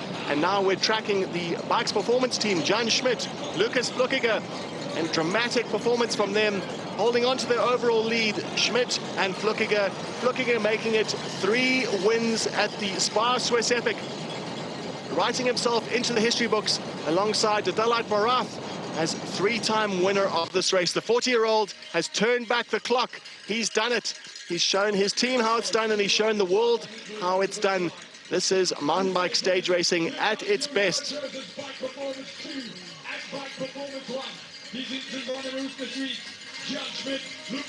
The Swiss team have hit the grass. Bikes Performance 2, Bikes Performance 1, Jan Schmidt, Lucas Flückiger, Timon Rück, Joel Roth, all together, and they will cross the line in a joint celebration, the most dramatic way possible. What a celebration of team effort, of individual performance, and of Lucas Flückiger. And now he can say he's a 3-time winner of the Swiss Epic.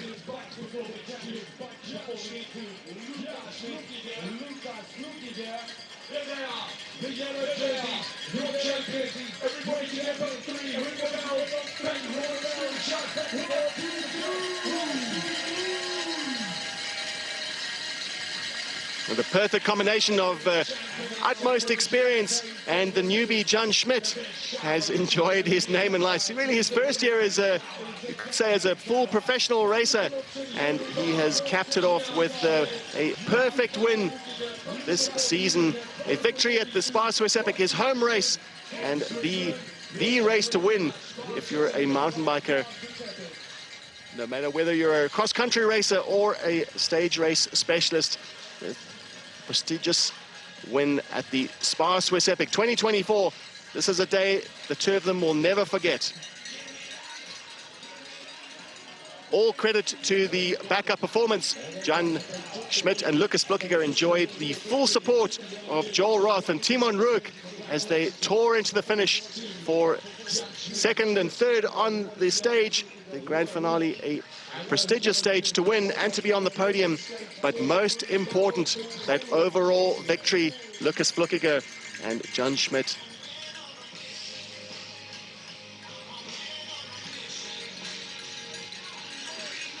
And coming into the finish, a high rhythm set by Klimatiser Totemi Kabati.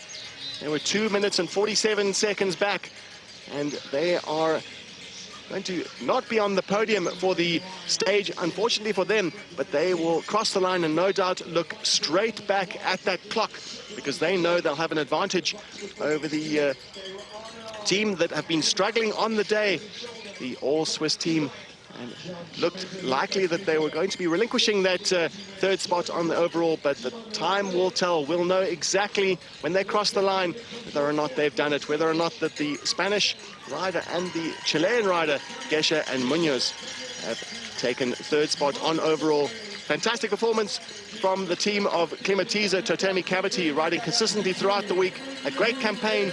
We've seen them at the race before, and we will no doubt see them again. And they crossed the line.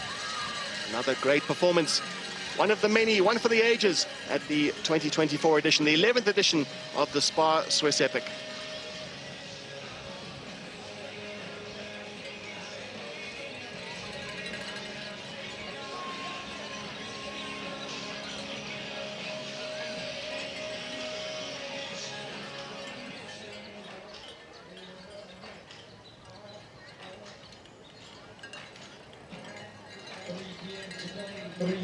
Celebrations for the team of Miguel Munoz and Sebastian Gesch. They'll be looking back at the clock to see how Specia and Walter have been faring. They'll be informed, no doubt, when they are get a chance to chat to the team manager, who's probably looking at the clock, celebrating their fourth spot on the day, and also looking to see if they've climbed up to third on overall. Mondraker, Walter, MTB, Kaboom have not yet been through the 57-kilometer mark. We only have a time check from them. That was about 11 kilometers ago. And they were already 12 minutes and 43 seconds back off the leaders, KTM Alchemist, Brenter Brakes. And we'll have to look at the clock, the timing, the accuracy of Swiss timing as we look at the overall general classification. We're still waiting for Mondraker, Walter, MTB to show their names on the leaderboard, on the time splits. And as soon as that happens, we will let you know.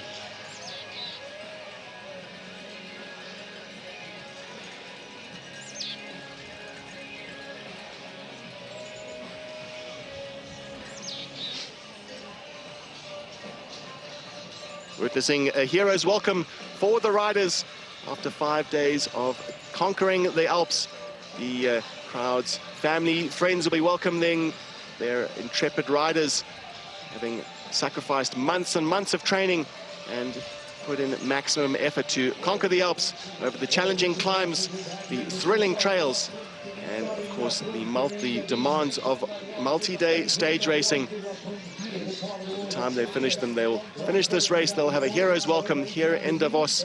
The beautiful surrounds of the Swiss Alps, beautiful forests, pristine landscapes. They will have got that well-earned finisher's medal under their belts.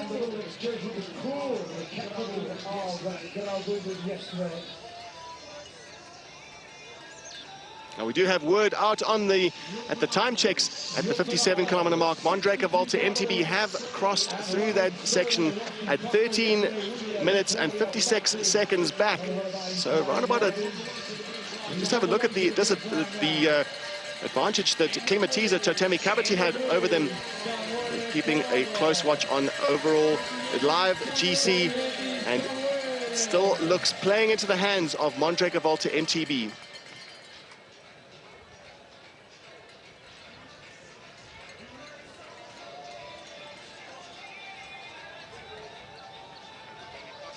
We're going to be crossing to the finish line with Dario in just a moment to hear from the winners and also from the winners on overall general classification. Dario, over to you.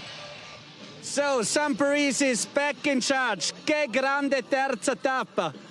Yeah, today the leg is good, and when we take the first climb, push, and yeah, in the first part of the race, we take a gap and push another time. In the last climb, take a gap with a big sis and take a win. Yeah, a win, another stage win. This last attack on the last climb, whoa, that was a strong one. Yes, today Lorenzo is impressive leg. Push very, very hard. And when incoming the climb, Lorenzo impressive, very impressive today. I learned Italian during this week. You learned a lot of English. Hey, such a good time with you guys. Grazie mille, le Samparisi, vincitore oggi. Giusto, ah, grande.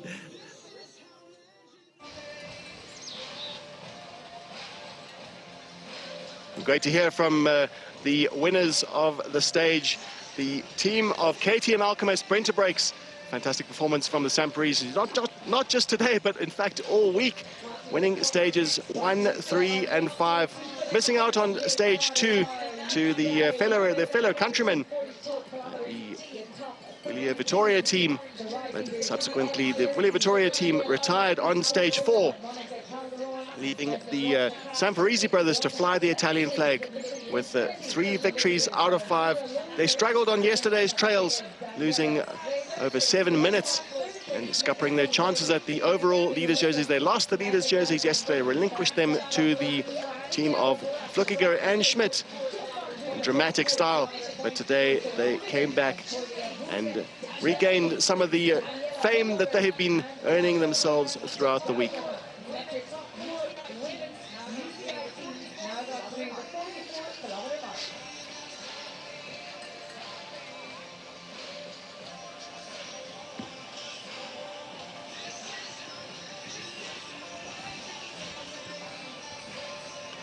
And we are tracking the teams coming through to the finish. We have yet to see where Mondraker, Volta, MTB are. They were 13 minutes and 56 seconds, almost 14 minutes back off the leaders. And we are tracking the... So we just heard the song. This is how legends are made. Hey, another, it's the third Swiss epic win for you. Yeah, that's great. It feels great, but this is the best one. Yeah, but I mean, 4 years ago I was close to say that was my last win of the career, and now 4 years later I stay here again. It's great. Yeah, and even for you, John, as a newbie, straight on winning the Swiss epic on home turf. Yeah, it's amazing. I don't know what to say. It's crazy. I never expected, but it's just sweet. Yeah. Pretty sweet was the team performance today, eh? Oh yeah, absolutely. They paced it again really well. Timo and Joel both were really strong, but had bad luck over the week. But it's good to have a team like this. Yes. Yeah, that was really the good thing during the whole week. Yeah, definitely. I mean. I was dreaming for a team like this my career long. And you're the team manager of this team. Yeah, that's right. And now I have the team. That's good. Okay, good. Can you say thank you to Lucky for a moment? Hold on the mics, please. These are the winners! Yes! Thank you very much. That was outstanding. You're the whole week. Thank you very much.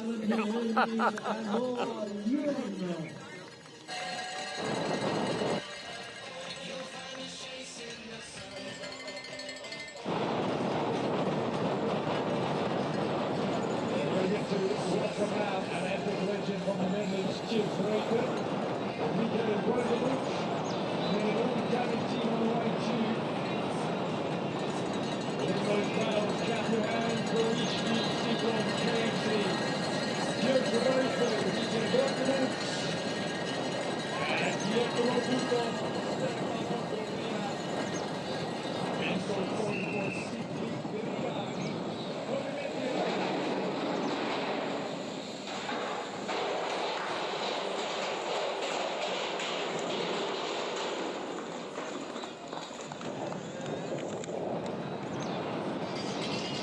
Right now we are with the team of Mondraker, Volta, MTB, Kaboom, Krupp. They were almost 14 minutes back off the pace set, or the finish line time set in 3 hours, 7 minutes and 57 seconds of racing. KTM Alchemist Sprinter Breaks, but all eyes on that time set by Klimatiza Totemi Kapiti at 3 minutes and 45 seconds back. So around about a 10-minute disadvantage, a 10-minute deficit to Mondraker, Volta. They can afford a little bit more than that. So they are still on the charge, and very much they can sense that there is still all to lose for them, for the all-Swiss team. The local rider of Ersten Specher riding with Simon Volta, a special team created for this race, the combination team between Mondraker, Volta and Kaboom. joining forces, Specher and Walter, especially for the race on their busy program.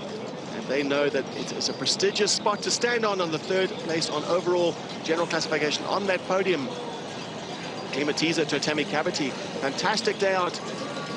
No, absolutely brilliant performance from them, but is it enough to unseat Mondraker, Walter, MTB, Kabumkrapf?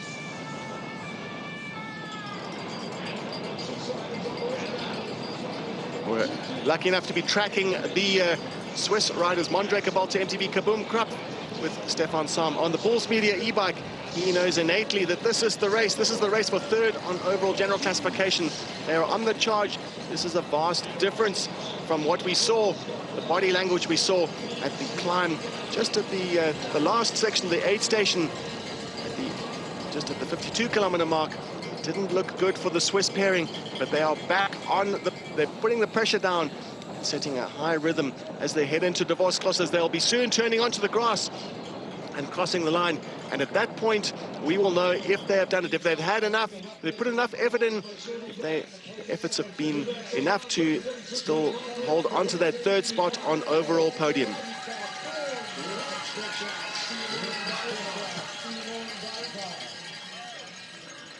And they cross the line. There will be a look back at the clock, and we'll keep an eye on the unofficial time check. We'll be informing you in just a moment where we think unofficially they are, if they have actually held on to that overall third spot. And then, of course, we'll wait for the official results to be listed in front of us. Just stand by for that.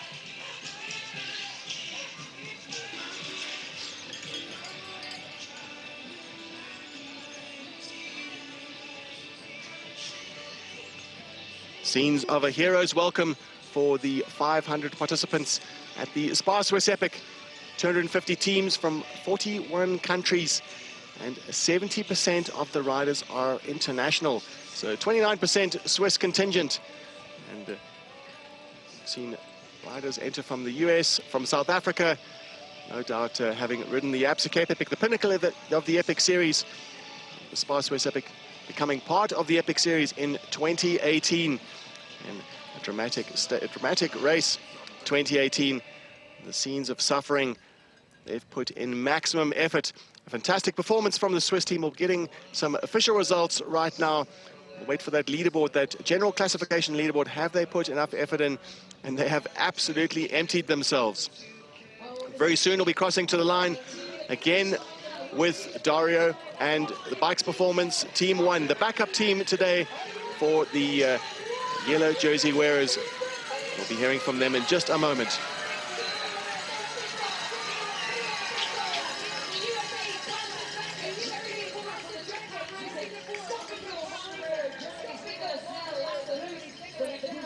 Going on, second place team today, bike's performance #1.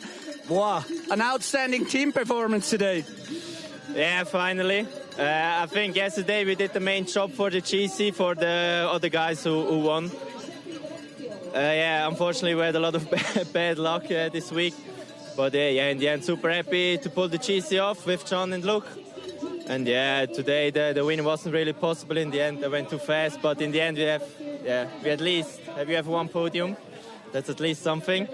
And yeah, no, yesterday and today was just really nice riding together as a team, and yeah, it was just a nice experience. Yeah. There was no way to go for the stage win today. Unfortunately not. My leg said no. Yeah, but he said now it's not time to recover, because you two guys have another race tomorrow. Come on, tell me that.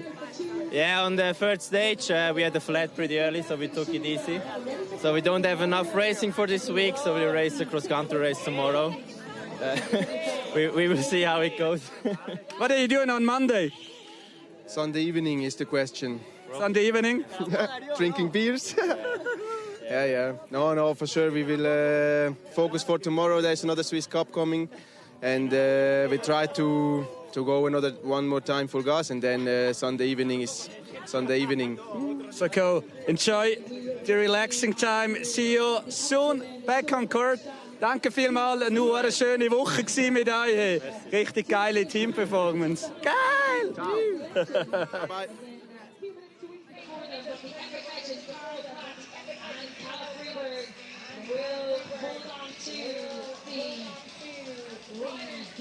Well, we're back in Davos, the host town of the SPAR Swiss Epic.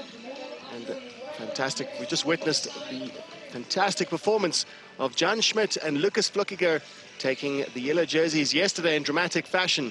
A fantastic performance also from Lorenzo Samparisi, winning the stage today and moving up one place on the leaderboard. They slipped down to third spot on overall, and today moving up to second place. It's not where they really wanted to end up, having worn the yellow jerseys on stages 2 and 3, losing it after stage 4, relinquishing it. Mike's performance team, Schmidt and Flückiger, fantastic performance from them. Mondraker, Walter, MTB, they were the team that had all to lose today. And we'll just have a look at the analysis, just where the action happened. The Samparisis really made it count on that final climb, and holding their advantage, and that drive into the finish line, also the fastest drive into the finish line out of all the teams, and not surprising considering what was waiting for them, a prestigious Grand Finale stage win. Bike's performance too, it all belonged to them. These are the final stage results. The Samparisis winning the stage with Roth and Rueg, 1 minute and 8 seconds down. Riding with them is a perfect celebration for Schmidt and Flückiger, knowing that they've done enough. They've done enough to take those yellow jerseys. And Munoz and Gescher, fantastic performance from them. Although they weren't on the podium today, they put the challenge to the team of Mondraker, Walter, MTB, Kaboom, hoping to unseat them on the overall general classification. Yet to see the official results on overall general classification, but Mondraker, Walter, MTB, they seem to have done enough today to hold on to that third spot. Stand by for official results on overall general classification. The prestigious win, prestigious second place, and prestigious third place at the SPAR Swiss Epic. And there we have it. Schmidt and Flückiger win the SPAR Swiss Epic, the 11th edition, the 2024 edition. Samparisis, 3 minutes and 43 down. Specher and Walter hang on to that third spot overall. And wouldn't say by the skin of their teeth, they had a plenty of deficit.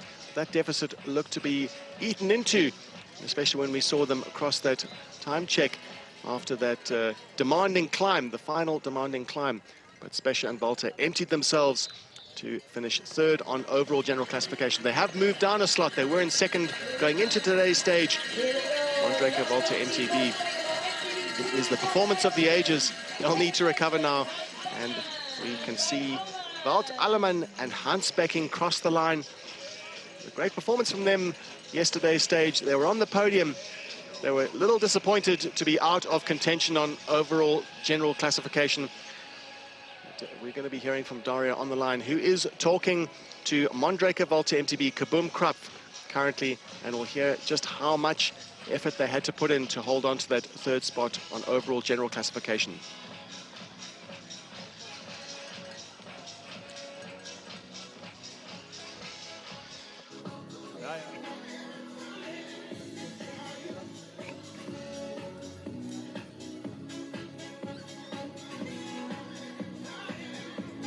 If you want to know how bicycles change lives, you just look at Greg James. Bicycles. Still showing the fatigue. The Mondraker, Walter, MTB, Kaboom, they knew what they had to do when they hit that last time check. I'm not sure if they would have got the information, the timing information, but they know that they will have had a massive deficit on the stage to climatize totemic cavity, putting in maximum effort. And once they've recovered enough to be able to chat to us, we'll be crossing back to Dario.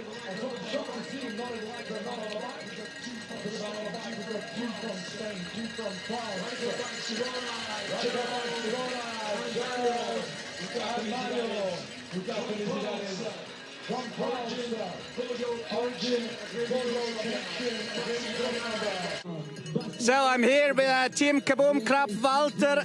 Hey, come on guys, no time for disappointment. You have to be really proud of yourself. Such an amazing effort this week. Yeah, I'm not disappointed. I just have to try to stay alive at the moment. I suffered since K10, and I just didn't saw anything. I just want to keep going. That we could manage the third place in the GC yeah, it's simply amazing. Okay, so your smile is coming back as well, Simon. Yes, that's what we want to see. So, yeah, that was a hard day for you, especially because your leg's been quite good. Yeah, my legs were good, but I was suffering a little bit, and yeah, he managed to come to the finish line in third place in GC. Happy, very proud for him. Yeah. So this must be something special for you guys, standing on such a big race like the Swiss Epic on the podium, even if you're really up now. Yeah, we are proud for sure. Like it's an amazing race. We were just surprised, like how easy every day went, or easy we could go racing, and never had like a bad moment. But today everything exploded at my side. Simon was still like fucking strong, so yeah, he would have done the second place or maybe the first in GC. But yeah, that's racing. That's racing. So jetzt keine Zeit zum Feiern, oder? Auch für euch geht es morgen weiter in Swiss Cup. Ja, wir fahren morgen in Basel, also ich ziemlich sicher, du auch. Und ja, bleiben wir sicher da, trinken etwas, essen etwas zur Nacht und dann geht es auf den Heimweg. Danke vielmals, Jungs, für die super Woche. Hey, Gratulation, schön gewesen.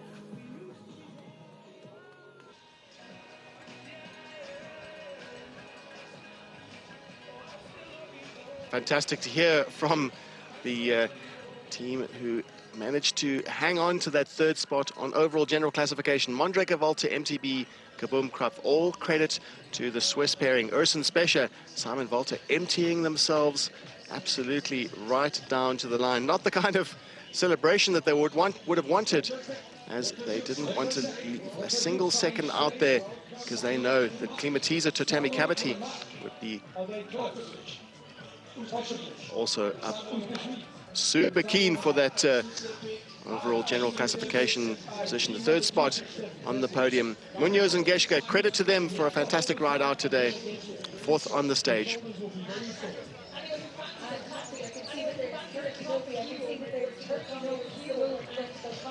And we're keeping a close watch on the women coming in. We've got Calderon Kortikos pairing, having distanced Lorza and Stradum, with Fazolis and Barato in close attendance, almost with the touch of Lorza and Stradum. Hofler and Dalman, a great performance from them in the week. On stage 2, with Fazolis, Barato look very much in charge of that third spot on podium. No major threats from Hofler and Dalman for a slot on the podium. But overall, Lorza and Stradum have ridden a great race out. The newbie Daniel Stradum, the young rising star of mountain biking and of gravel racing. Lorza, the experienced campaigner, the defending champion at the SPAR Swiss Epic, winning the 2023 edition and also the Grande Finale in 2022. Kind of a springboard for Vera Lorza when it came to the sport of mountain bike stage racing, and they carried that momentum through to the Absa Cape Epic, winning the Absa Cape Epic in 2023. Monica Calderon and Tessa Kortikos are out on the trails today, driving home their advantage. Again, it looks like it could well be 5 stages out of 5 and solidifying their spot on the overall general classifications. The winners, they've worn those jerseys all week, become accustomed to see them in the Chivita Orange Leaders jerseys, and no major threats from the likes of Lorza and Stradum. Time still ticks as we wait for the Italians to arrive. No doubt we'll be seeing them in just a moment.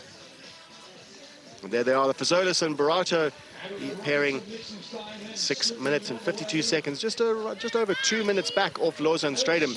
It's not an insignificant gap, but it still is within their grasp. But with this descent and with the way that Lorza and Stradum have been descending, the fastest descenders all week, earning that unofficial title as the fastest downhill riders, it's unlikely that the Italians will be able to close that 2-minute gap. 11 kilometers to go for the top women in the sport.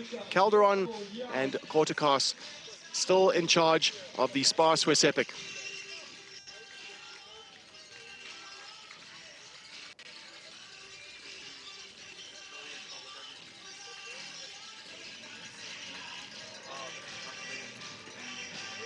Very soon we'll be crossing down to the line in Davos Dario has been talking to the riders and getting a sense of the relief and the joy of finishing the SPAR Swiss Epic, the 11th edition of this race. And here we are, Dario on the line. Nutrition after the race is really important. Yeah, we have to hydrate now and to get this weekend swallowed away like a good beer after the finish line is perfect. Okay, good. It's alcohol-free beer. So that's yeah, that's needed. Okay, but you're ready for the party stage today. They said you're the favorite for that one. Yeah, I think if I recover well from this one, I will go in the reboots and have some massage this afternoon. That the dancing legs will be on point for tonight. Okay, great. But if you look back after this whole week of racing, you're happy with it, or yeah? Well, we didn't have the legs to do anything this week, unfortunately. The maximum was the podium yesterday. Today we tried again, and yeah, the Swiss guys go so incredible fast. The big guys, head off to them. They do a really good race. And yeah, it was a good race. I think the stages, all of them are very hard, so it was tough to survive 5 days. And you see also some teams today, they start to struggle after the 5th day already. And it was also good to see from another perspective, like a bit more behind. So but normally you're more in the front. Normally, yes, but it's also hard. Like, it's hard, doesn't matter where you are, to conquer the Alps here. And it's been a good week, even though we're not that much on the podium, but it's life. Okay, but you're still a good friend with Wout. Yeah, less. I think we lose a bit of the love, but tonight we will make up to it. If he pays the first drink, it's fine. Okay, talk to the DJ to play some love songs to you guys. No, as long as we go home together, it's fine. Okay, good. Thank you very much, Hans Becking. That was Hans Becking from the Buff Megamo team. We've seen Hans Becking on better form for sure, having at this year's Alps Epic, the pinnacle of the Epic series, and winning 2 stages, stages 1 and 2. Wout Alleman pairing with Hans Becking, the 38-year-old, paired with the Belgian champion Wout Alleman. Fantastic performance from them, having earned themselves a 3rd spot on the overall on the stage. But today it was not to be. They had the top form to contend with of the Samparisi brothers, keen to make good after a disappointing day yesterday. But no doubt we'll see the Samparisis at the Alps Epic very soon. The Alps Epic, as we said, the pinnacle of the Epic series. Epic series being a collection of mountain bike races around the world, picking the essence of mountain biking in iconic locations. Like what you see, the SPAR Swiss Epic, part of the Epic series as well. And alpine terrain, beautiful scenery, 5 days of challenging climbs, beautiful scenery, and of course those thrilling trails. If you like what you see, just a little bit of a heads up. If you want to enter the race, the early bird entries open on the 3rd of September. And there is a very small window open, only 48 hours for those early bird entries. And the next edition on the 13th of August starts on the 13th of August in 2025. 5 days. We expect to see more great performances out on the trails of in the Graubünden region. We're with the women on the right-hand side of the split screen. On the left, we can see the village that awaits them. A hero's welcome for Monica Calderon and Tessa Kortekas. The Cannondale ISB Sport women have crossed through the 51-kilometer mark already with an advantage over their nearest rivals, Vera Loza and Daniel Stradom. We'll see exactly how far they are in terms of overall general classification. It looked pretty established before they went into the stage. They had over a 20-minute advantage. And of course, on the trail, they looked dominant once again. Never put a foot wrong in terms of time. We did see a small crash from Monica Calderon, seemingly innocuous, but it did cut her knee open, and she's been nursing that right knee the rest of the way, electing to take on a large bandage. And it certainly doesn't seem to have held them back from taking the top spot on every single day. And time will tell if they can manage today's stage and make it 5 out of 5. Tracking them with Thomas Ditch, the the Bulls Media e-bike tracking the riders, the leading riders at the moment. Monica Calderon, Tessa Kortekas. Tessa Kortekas also had a small spill yesterday. We saw some dramatic footage of her almost falling in a similar scene like this. And we'll be hearing from Dario on the line, chatting to the riders. So here with one part of the amateur winners with Can. Why are you alone? Yeah, my partner got stung by a bee, and so now he went to the doctor just to check it, to check that everything is all right. But I think everything is good, and we can party after. Yeah, that was the only issue during the whole week, so you've been really comfortable. Yeah, we had 2 flat tires, but yeah, we could fix it within 30 seconds. So that wasn't a real issue, I would say. Okay, ihr als Heimteam ja da gestartet quasi als Part von dem ganzen Geschichtli. Daheim fahren, schon ein Vorteil gewesen, oder? Ja, auf jeden Fall. Also ich glaube, das ist ganz unser Terrain da und wir können viel Ruhe gehen Velo fahren da und es macht einfach mega Spaß. Also können wir keinen besseren Platz zum Velo fahren als sozusagen vor der Haustür. Okay, so right in front of your house door, winning the Swiss Epic. Wow, you could be proud of the whole team. Yeah, of course. We had great stuff with us. They cleaned our bikes every day and made sure that everything works. And also together we had a really fun week. Had to suffer sometimes. One time Lucas was a little bit stronger, one time I was a little bit stronger, so we were always going full gas, but it was so much fun. And now that's the reward. Danke vielmals. You get rewarded later on as the winner at the amateurs category. Danke vielmals, gratuliere. Hey.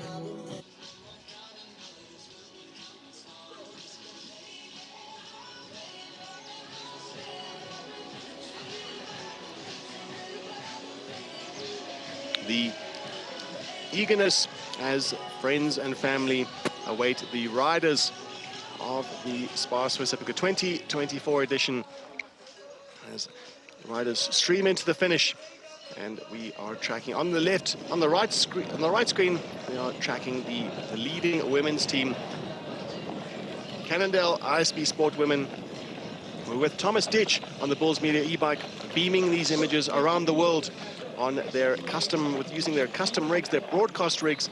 They carry several kilograms of camera equipment with them, riding their Bulls Media e-bikes, bringing us pictures from a rider's point of view, unprecedented in the sport and in sport in general, being able to give us this kind of close-up action.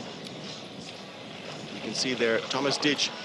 There's 3 riders there. The last rider, Thomas Ditch, with that enormous backpack, heavy backpack, following riders down these gorgeous trails.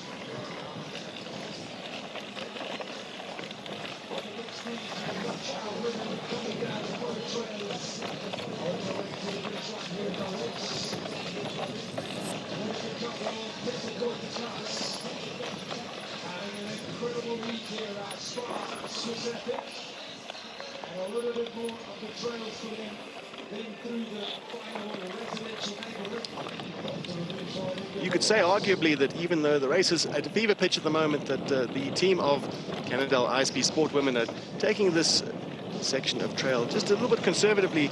They know that they need to minimize the risk. They are stronger on the climbs. They can put their advantage down on the climbs. And just taking it a little bit more conservatively than they need to, just to ensure that their run into the finish, their campaign for the overall victory, remains unchallenged, because they know that one small mistake can lead to a mechanical crash. And we're going to be crossing down to earlier today when we had the kids race, the future winners of the SPAR Swiss Epic, enjoying the atmosphere here in Davos.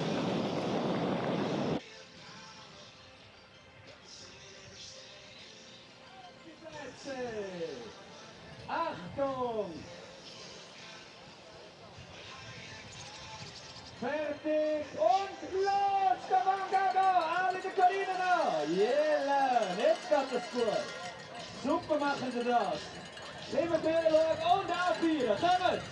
Alle Zuschauer, wir dürfen auch ein bisschen klatschen und polstern.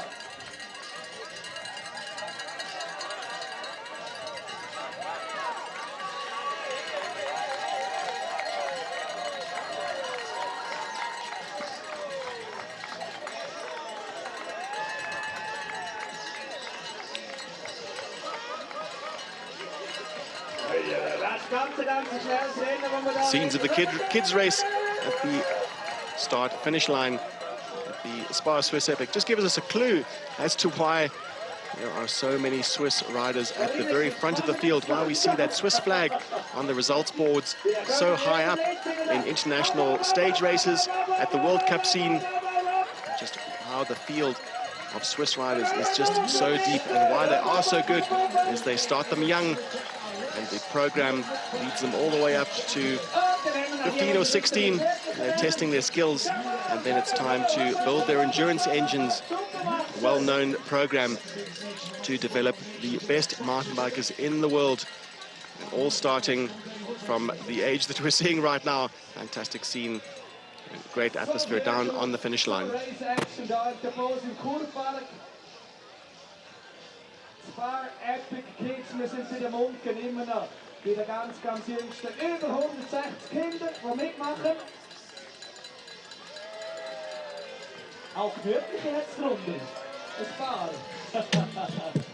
Genau, ein bisschen geniessen. Wenn man schon mal so viele gute Zuschauer hat, die dann zujubeln, dann wollen wir schön Beziehung nehmen. Jawohl. So Dario got a chance to chat to some of the riders on the line. A fantastic atmosphere. No doubt you'll be going back down to speak to Monica Calderon and Tessa Kortekas. You're back with me right now. What was the vibe like there on the finish with the riders? Joy, relief? Well, probably more relief.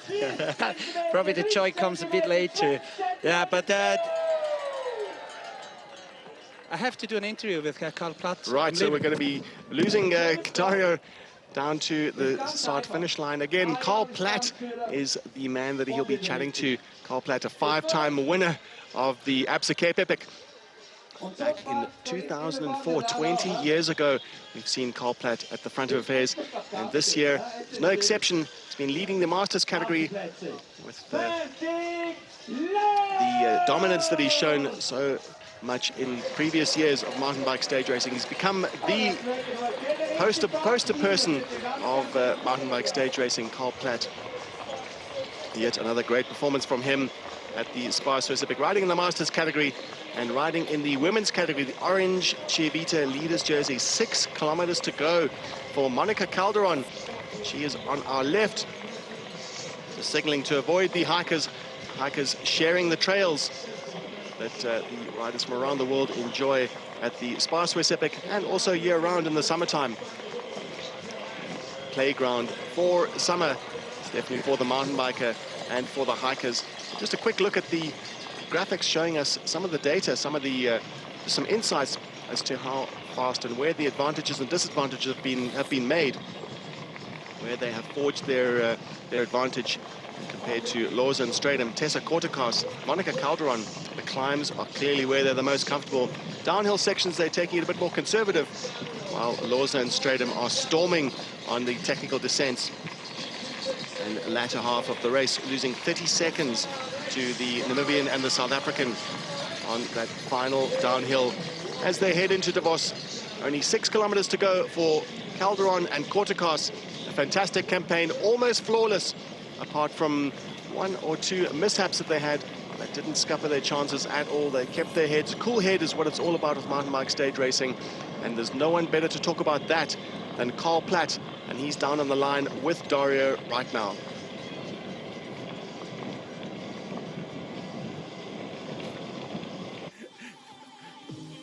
Yeah, back on the finish line with Karl Platt, a real big epic legend.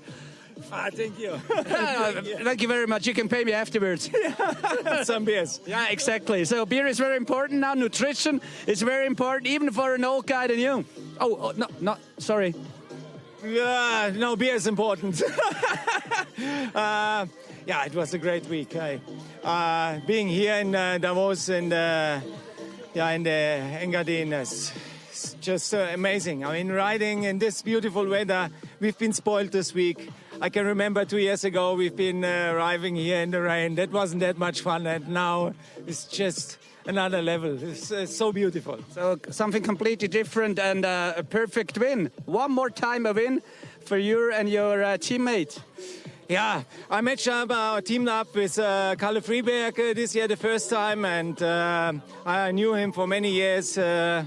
He's a cool guy, and we worked really nice together. So, yeah, it was a good match, or it is a good match, and we are very happy. Okay, what did you do for the rest of the season? Some more racing? Oof. I must say, I had already 5 or 6 stage races. I feel a bit exhausted and tired, so now I need a break. And then maybe come back to another epic series, to Wines to Wales or Brazil Ride, or let's see. Okay, und dann sind wir ja schon ganz nahe beim nächsten Jahr. Und dann wäre es ja bald das Cape Epic wieder ready für dich. Ja, Karl Platt ohne Cape Epic ist wie eine Kuh ohne Schwanz, gell? Geht nicht, haben wir in der Schweiz keine. Kühe ohne Schwanz gibt's bei uns nicht. Gibt's nicht. Eben darum. Cape Epic nächstes Jahr. Ja, Cape Epic bin ich auf jeden Fall wieder dabei. Ja. Hey, danke vielmals, war super, dich hier zu haben. Karl Platt, come on! Karl Platt is synonymous with the Alps Cape Epic, the pinnacle of the epic series. And also talking about another South African race, the Wines to Wales, the 3-day stage race that is held in the Western Cape. And of course, Wines to Wales, that's what it's all about. The winelands of the Western Cape, South African wine, well known around the world. And the Wales refer to the town of Hermanus, a beautiful journey. Yet another one of the iconic epic series races as we watch Loza and Stratum, a South African and a Namibian pairing. The Namibian, a well-known campaigner. She's experienced in mountain bike stage racing, winning this race last year. She is the defending champion. It's not her year this year.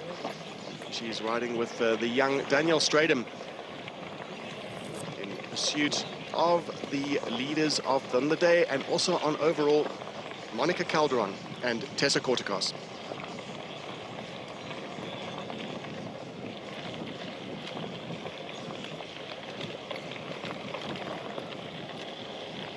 Quick look at the time check at the 51-kilometer mark. We have, that was quite a while ago on the trails. We've got 4 kilometers to go for these top women. At the 51-kilometer mark, we saw Cannondale ISP Sport in the lead, 4 minutes and 8 seconds advantage over Efficient Infinity team, and Mentor Corpo Cicli Dragani 6:49 down. Looking back a little bit down the way to One Vision Concordia Bergen, it's Hoffler and Dalberman, 15 minutes down, 15 minutes and 6 seconds to be exact. And they have yet to pass through that 51-kilometer mark. So the top 3 teams on overall general classification look pretty much solidified, and it's a carbon copy of the positions of the riders out on the trails today. First, dominant in their style of racing on the climbs, Cannondale ISP Sport. Efficient Infinity, Mentor Corpo, that's the podium today, and it looks highly likely that'll be the podium on overall general classification. 4 kilometers to go for the leading team, Monica Calderon and Tessa Kortikos. The Colombian is well accustomed to high altitude. She lives at around about 1,500 meters today. We're a little bit over that in Davos, the highest town in Europe. As we watch the pairing of Virato and Fazolis as they put the final touches on their campaign. A prestigious spot on the podium at the Grande Finale, and of course on overall. They'll be on the podium twice today. We're tracking them as they head towards a hero's welcome in Davos and a vibe on the finish line. To get a chance to celebrate with their rivals, with their friends and family as they cross the line. The Italians have had a great week out, and we will be looking forward to seeing them more in South Africa, no doubt, and at more iconic races around the globe. Just a quick look at where the stats.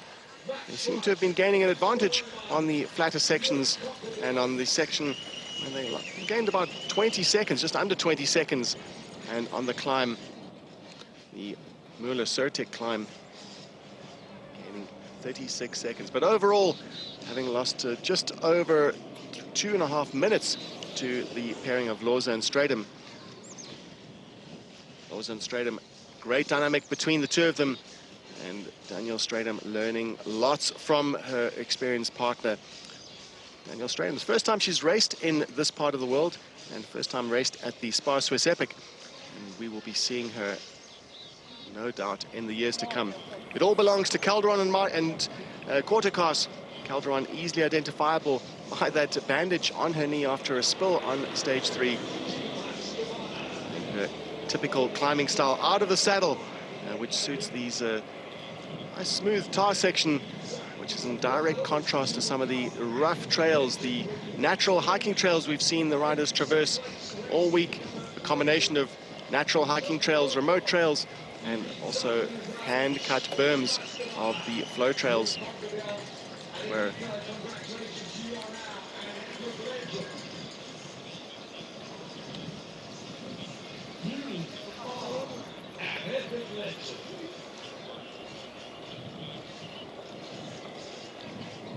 and tracking the riders, Thomas Ditch. I'll be able to chat to Thomas Ditch. He's got a really fantastic for us fans out there watching these images beamed to us around the world. And Stefan Sam and Thomas Ditch have given us great insights as to how the riders are doing. You can not only see the riders, see the rhythm, see the pedal stroke, see how they're doing, but you can also hear them. You can hear the breathing, and also witnessing the conversations between the two riders, between the team. The cameraman yesterday. That all-important team dynamic. We'll be able to chat to Thomas Ditch in just a moment. But congrats for your ride, huh? Perfect.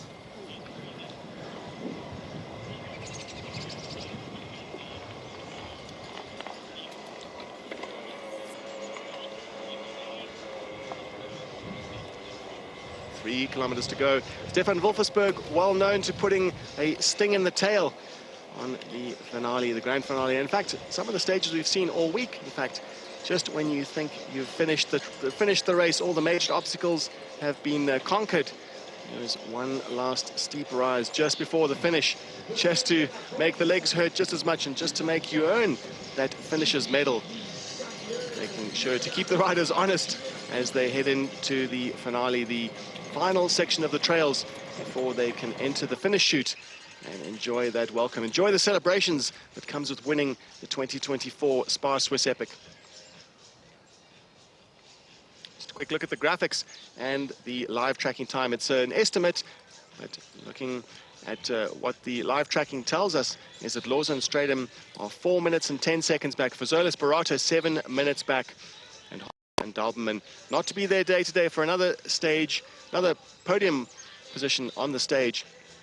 But no, still a great performance.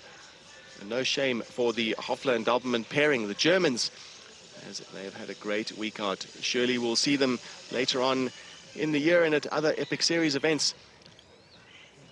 Looking forward to seeing how they progress in the sport. Fazolius and Barato, fantastic performance.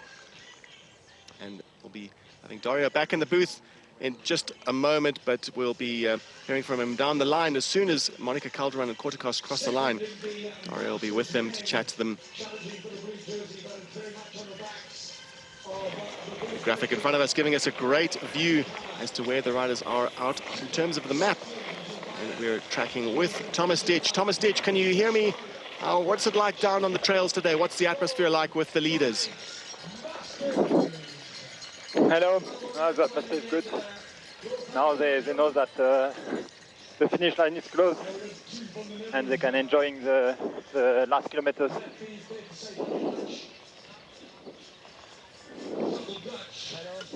Great for the riders to soak up the atmosphere. We heard from Tessa Kortekas really early on in the stage, in fact before the stage started. And at the start line, she was all about business and actually started to admit that at some point in today's stage she'd be looking at the scenery, enjoying what the Swiss landscapes have to offer in terms of beauty, and there's certainly bountiful beauty all around them. And now they're in a position where they can afford to enjoy it, with over a 20-minute advantage before they went into today's stage and over 4 minutes advantage on the stage. hey, by the end of today, should have an extremely comfortable lead. And just giving him a chance to savor it, to enjoy it. And it's a moment for any rider in the world, no matter whether they're multiple world champions or a rider that has yet still to put big wins on their palmares. It makes no difference whatsoever, because they can still enjoy the beautiful scenery, and this is what it's all about. The beautiful scenery, the backdrop to the endeavor, and the challenging climbs and the thrilling trails is where you are right now. The most iconic destination in mountain biking, the Swiss Alps.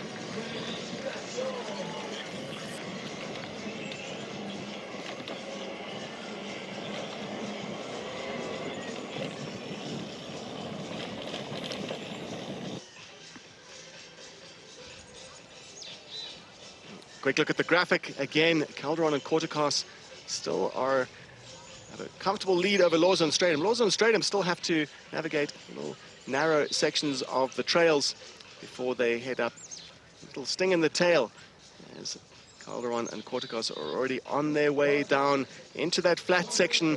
They'll turn left and head along the roads, nice smooth roads leading them into Davos, and enjoy the celebrations. We'll no doubt see the champagne cork popping as Calderon and Kortekas referred to earlier. No champagne until they cross that finish line. Absolute focus. We're talking about just having a look at the scenery. There's plenty to look at in the surrounds. Davos surrounded by the beautiful Swiss Alps and pristine landscapes and beautiful forests. So a dramatic race in the men's category. Lucas Flockiger and his partner Schmidt had a fantastic performance from them, an all-Swiss affair. And for the women's category, it looks highly likely to be a Colombian and a Dutch woman. Fantastic combination, a proven combination. We saw them win at the Andorra Epic. Great performance from them, clearly testing their team dynamic. And it is a combination that works for sure. Led the entire race. Stage one, they've worn those orange Chivita leaders jerseys, and still clear that they have just a little bit of trail in front of them before they can enjoy the spoils of victory.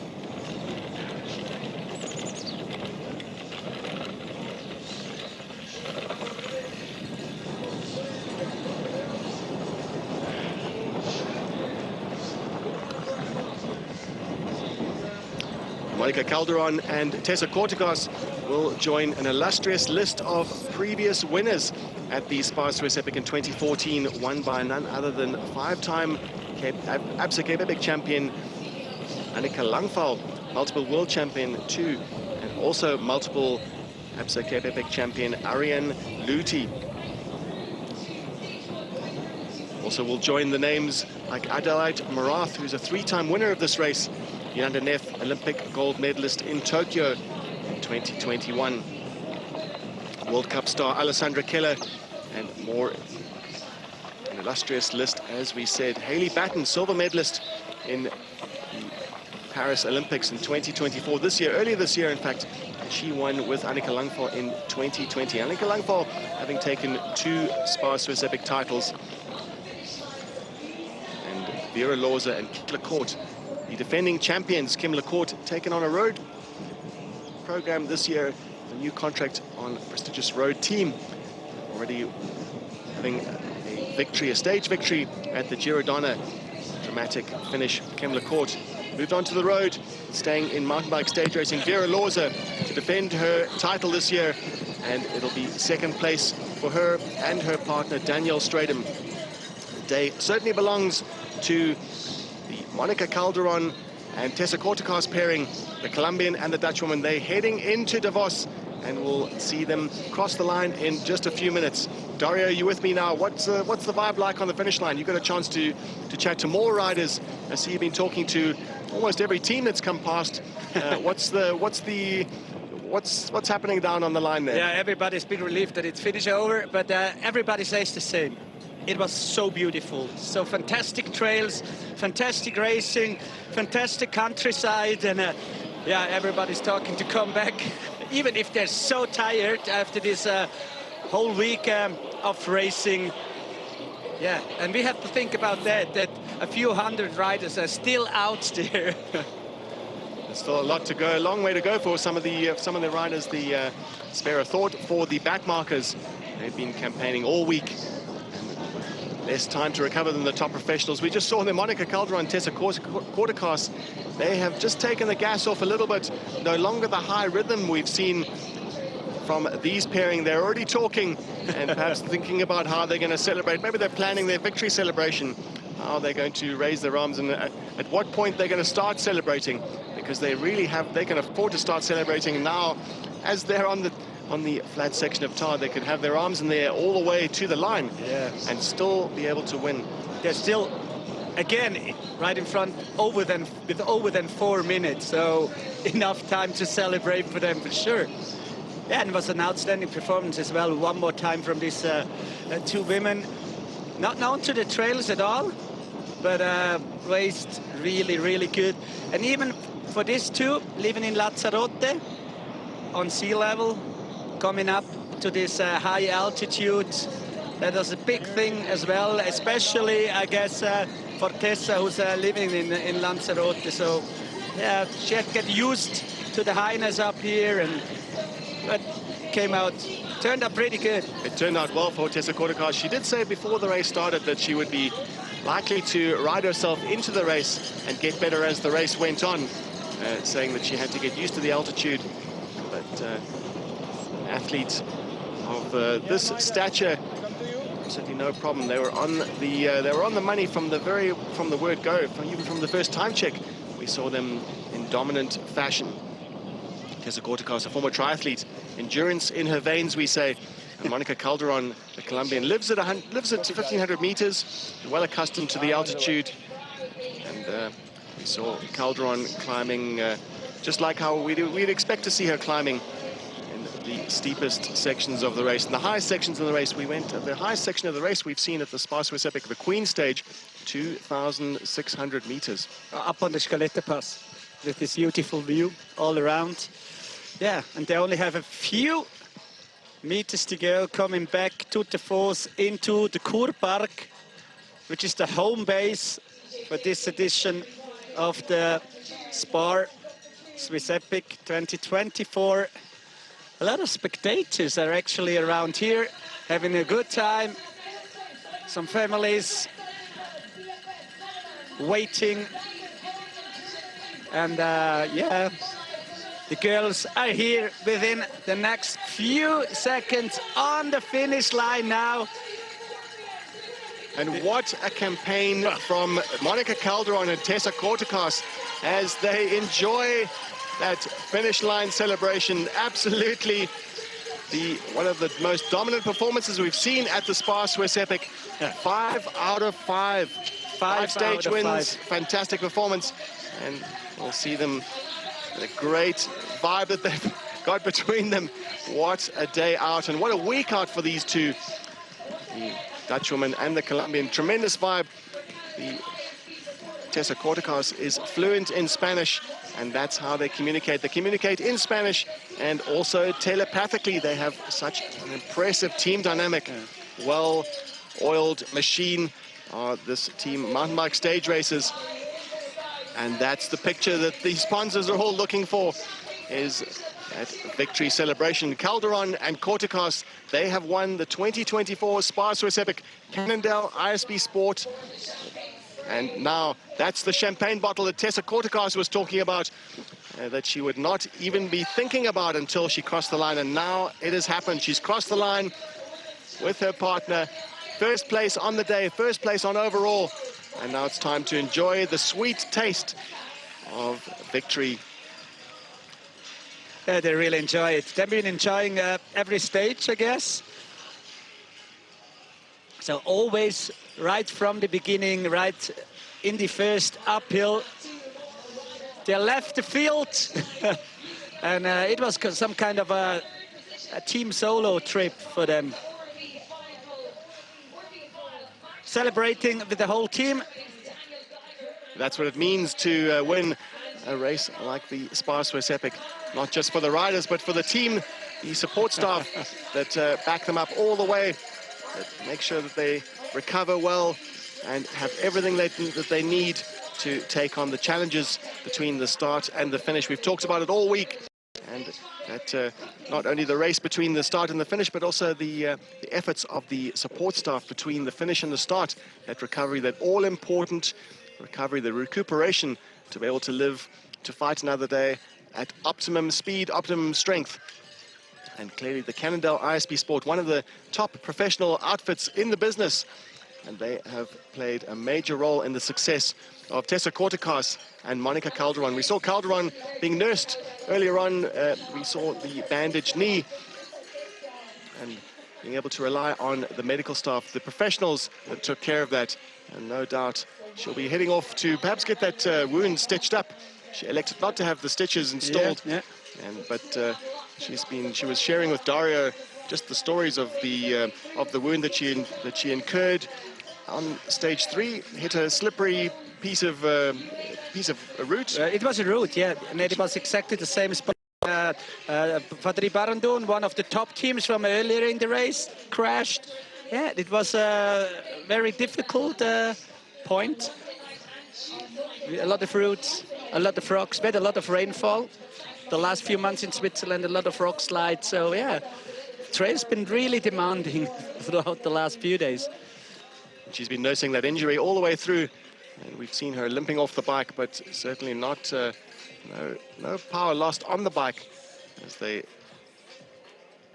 made their way towards Kur yesterday and the loop stage of Davos, the 62-kilometer stage, as we watch the second place women head into the finish. They're in the last kilometer now. They are on the grass. The team of Efficient Infinity, Vera Lorza, Daniel Stradum, great day out for them. Another great week out for Vera Lorza, and looking after her partner. I wouldn't say nursing, because her partner Daniel Stradum has absolutely thrived in this environment, considering she's never raced in Switzerland. This has been a fantastic performance from the South African and the Namibian. A new bond between these two riders, and hopefully we'll see them riding together. That all-important dynamic has been established. They've got a great relationship, and celebrations as they cross the line. Stradum and Lorza, the experienced campaigner and the SPAR Swiss Epic newbie, having a huge learning curve, almost matched by the slopes that we've seen at the SPAR Swiss Epic. That learning curve has been steep for sure for Daniel Stradum, the South African national champion in the marathon discipline and in gravel, in fact, has thrived in the Swiss Alps. She's conquered the Alps for sure. She definitely conquered the Alps, yeah. It was hard at the beginning for her because she was not used, as you said before, to the trails, to the underground. And we're going back to the third place women, last kilometer, for Costanza Fasolis and Chiara Burato, except stage 3, always on the third place, securing the third place spot in the overall ranking as well. Great consistency from the Mentor Corpo Cicli Dragani, pairing Costanza Fasolis and Chiara Burato. Followed a few minutes back, almost 10 minutes back. A One Vision Concordia Bergen. We'll see Hoffler and Dalberman come through. Unfortunately, their day, no chance of gaining that spot on the podium today, but still all credit to the German pairing Hoffler and Dalberman. We see them head into the finish, and we are here in Davos and located in the Graubünden region. Graubünden is called the home of trails, hundreds of kilometers of trails, and it is a mountain bikers' paradise. Mountain bikers and for winter sports as well, but this right now in the summer, it's all about mountain biking. And it is a home to nature lovers and arduous adventurers around the world. An iconic destination fitting for the SPAR Swiss Epic, one of the most iconic races on the calendar. Premier mountain bike stage race, enjoying the hospitality of Swiss hotels and the best services to enjoy this unique experience. All of the riders get a chance to experience Swiss hospitality, and with their full service race means that they are left only to ride their bikes. And that's what Fazolis and Barato have certainly done. They have done their jobs admirably. Third spot on the day and third on overall general classification. We're going to say goodbye to Dario in the studio. Thank you very much. Beautiful studio, but you're going to be joining the riders on the line. Tell us, we'll be hearing from Monica Calderon and Tessa Kortikos in just a moment, with Dario on the line with the winners, the second place team, and of course the Italians who we've just seen now. We just witnessed the celebrations of the Italians as they know they've taken third spot on the day and third spot on overall. We'll wait to hear from Tessa Kortikos, in her words, just how the day went and of course how the week went, her impressions of a successful week. One of the most successful campaigns we've seen so far at the SPAR Swiss Epic, completely dominant as they made their advantage known to their rivals almost from the very first climb on every single day. Tessa Kortikos, Monica Calderon clearly have the firepower to win more in their careers. They've won the Andorra Epic in dramatic fashion. That was in July, and now towards the end of August, just as the summer hours, the summer minutes draw to a close, the summer days draw to a close. We enjoy the pinnacle of the season for many of the Swiss riders, many of the mountain bikers around the world. The SPAR Swiss Epic. Later on in the Epic series, we do expect to see riders turning up at the Wines to Wales in South Africa.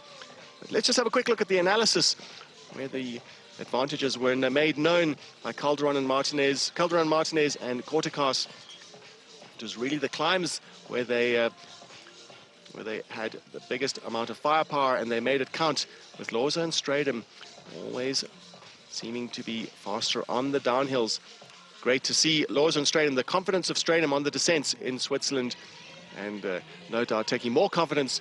We'll see her again next year as she launches her assault on this race. Second place, impressive for a newbie. It's not often that a newbie manages to take second spot on a prestigious race like the SPAR Swiss Epic. And just having a look at the final results, it all belonged to Calderon and Kortikos. Cannondale ISP Sport, 4 minutes and 8 seconds over their rivals, Loza and Stradum, and Fazolis and Barato, 6 minutes and 35. Great campaign by these three riders. All three are in the finish. We wait for the Germans to finish in just a moment.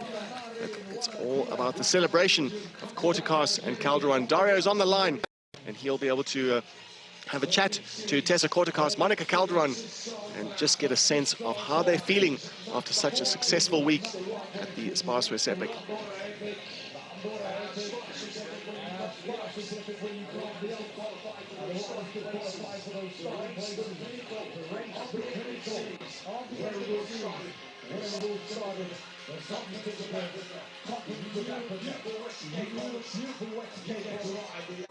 You get to ride the Alps So Tessa, we really had interesting into your relationship through the whole week. Thank you first for that. You're welcome. Every time in the morning and later on, because you always win. Wow. Yeah, that's one. And for next year, I will make sure that Monica speaks English as well. Ah, okay, good. Then otherwise it's too hard for you. Yeah, so I can rest and she can do the interviews. Okay, but it was an outstanding week for you. 5 out of 5, and in real coolness. It was incredible. Yeah. Honestly, yeah, I felt great.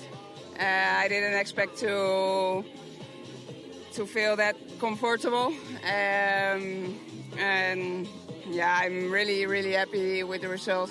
Yeah. Did you have any problem with the high altitude at the beginning? Because you're coming from sea level, and now? Yeah, no.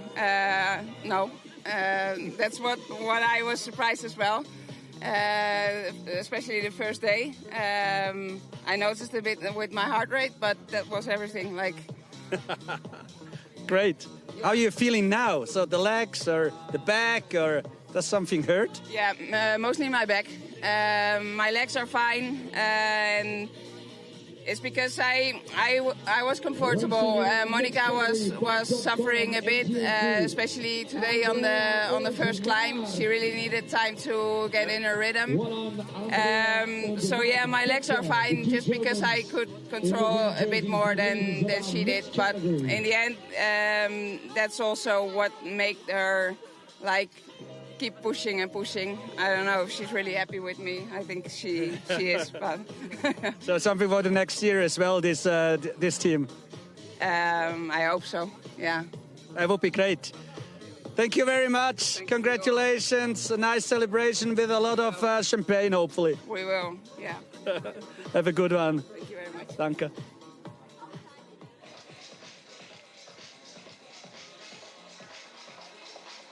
And big congratulations go to Calderon and Kortekas. Cannondale ISP Sport, the day and the week belongs to them with a 24-minute and 37-second advantage over Lorza and Stratum. Efficient Infinity, Fazolis Barato, rounding out that podium on overall general classification. Mentor Pochikli Dragani, 49 minutes and 58 seconds. The time is less important than the results and the prestige of standing on that podium. And we'll be catching a glimpse of the riders on that podium and celebrating a successful week out and all of their tremendous efforts of conquering the Alps, conquering the trails, and enjoying the beautiful landscapes. And that's what it's all about those iconic landscapes that we've seen. We've talked about the Swiss Epic being part of the Epic Series, a global portfolio of mountain bike stage races. And we saw early on in the year in July, Tessa Kortekas, Monica Calderon winning the Andorra Epic, and that was the 3rd of July, really early on in July, and carrying that momentum through to the Swiss Epic. And hopefully we'll see them next year at the Four Islands in 2025. That's held in April, where they will be hopefully conquering the rocks, and that is in Croatia. We track the women, the German women, as they are close to home, just a few hundred meters to go before they can just let off the power and enjoy the celebrations, the spoils of having conquered the Alps. A great week out for the Germans. They had a spot on the podium in the middle of the week, on the Queen stage, in fact, and they will take this experience further in their campaign for mountain bike stage racing. We hope to see them more in the future, perhaps even in South Africa, at the Absa Cape Epic, which is the pinnacle of the Epic Series.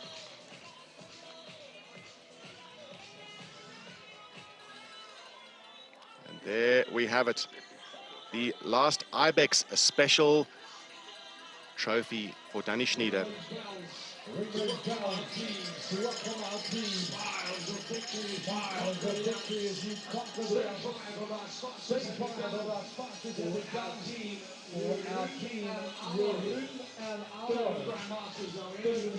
And we just saw that trophy for Danny Schneider. He has the status of last Ibex, and that is the rider that has been at the race every single year since 2014, founded by none other than Thomas Frischneck, mountain bike legend, and also Joko Vogel, Danny Gehrig, 2014, and Danny Schneider has ridden and finished all of the editions of the SPAR Swiss Epic. Fantastic performance from Danny Schneider, well-known exponent on the road and now mountain bike stage racing. He is absolutely in love with this race, keeps coming back every year and earning that last Ibex. Finishers Club at the SPAR Swiss Epic. The awards go, or the medal goes to those that have finished this race 3 times. Still no mean feat, but let's not take anything away from Danny Schneider, having finished 11 editions, 11 out of 11 of the SPAR Swiss Epic. We see the German team come through to the finish, cap off a successful week for them. It's Daniela Hoffler and Antonia Dauberman. Great dynamic between these two riders, and enjoying just letting off the power at that moment. They know that their efforts are done and they can just relax, sleep in tomorrow morning, and bask in the glow that is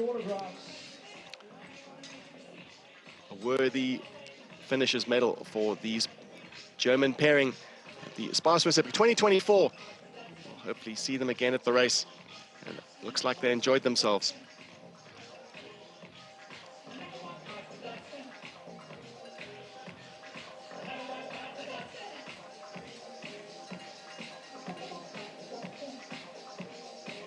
A great moment, those finishers' medals given to them by the team that were in no small way responsible for the overall victory of Bike's performance. The overall victory going to Lukas Vukiger and his partner, his Swiss partner, Jan Schmidt. And the medals, one of the traditions at Epic Series races is for the medals to be handed out by the winners and by the top professionals that finished earlier, and they wait behind to award the medals to the dedicated amateurs. It's not fair to say that, that the Germans Hoffler and Doberman are amateurs. They were in 4th spot on overall and also 4th spot on the stage. But one of the beautiful sights to see are the top professionals giving the medals to every rider that finishes this race.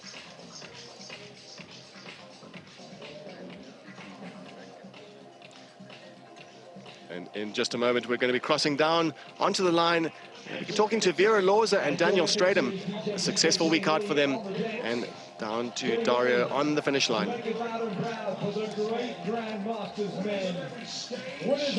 Daniel and Vera, second place women. Which one was the hardest climb of the week?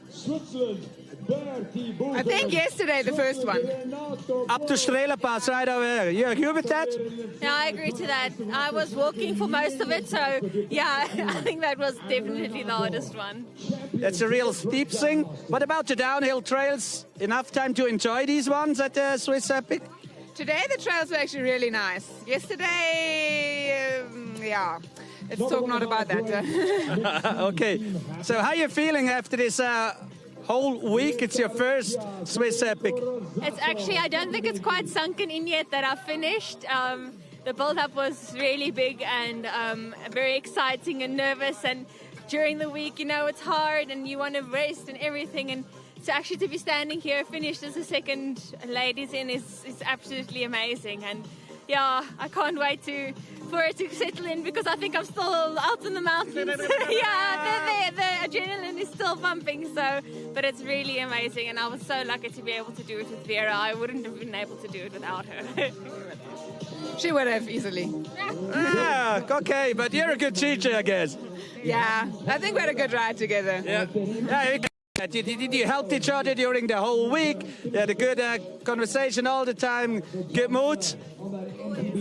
Good vibes means good riding. Yeah, good vibes for good riding. Thank you very much, Daniel. Danke vielmals, Vera.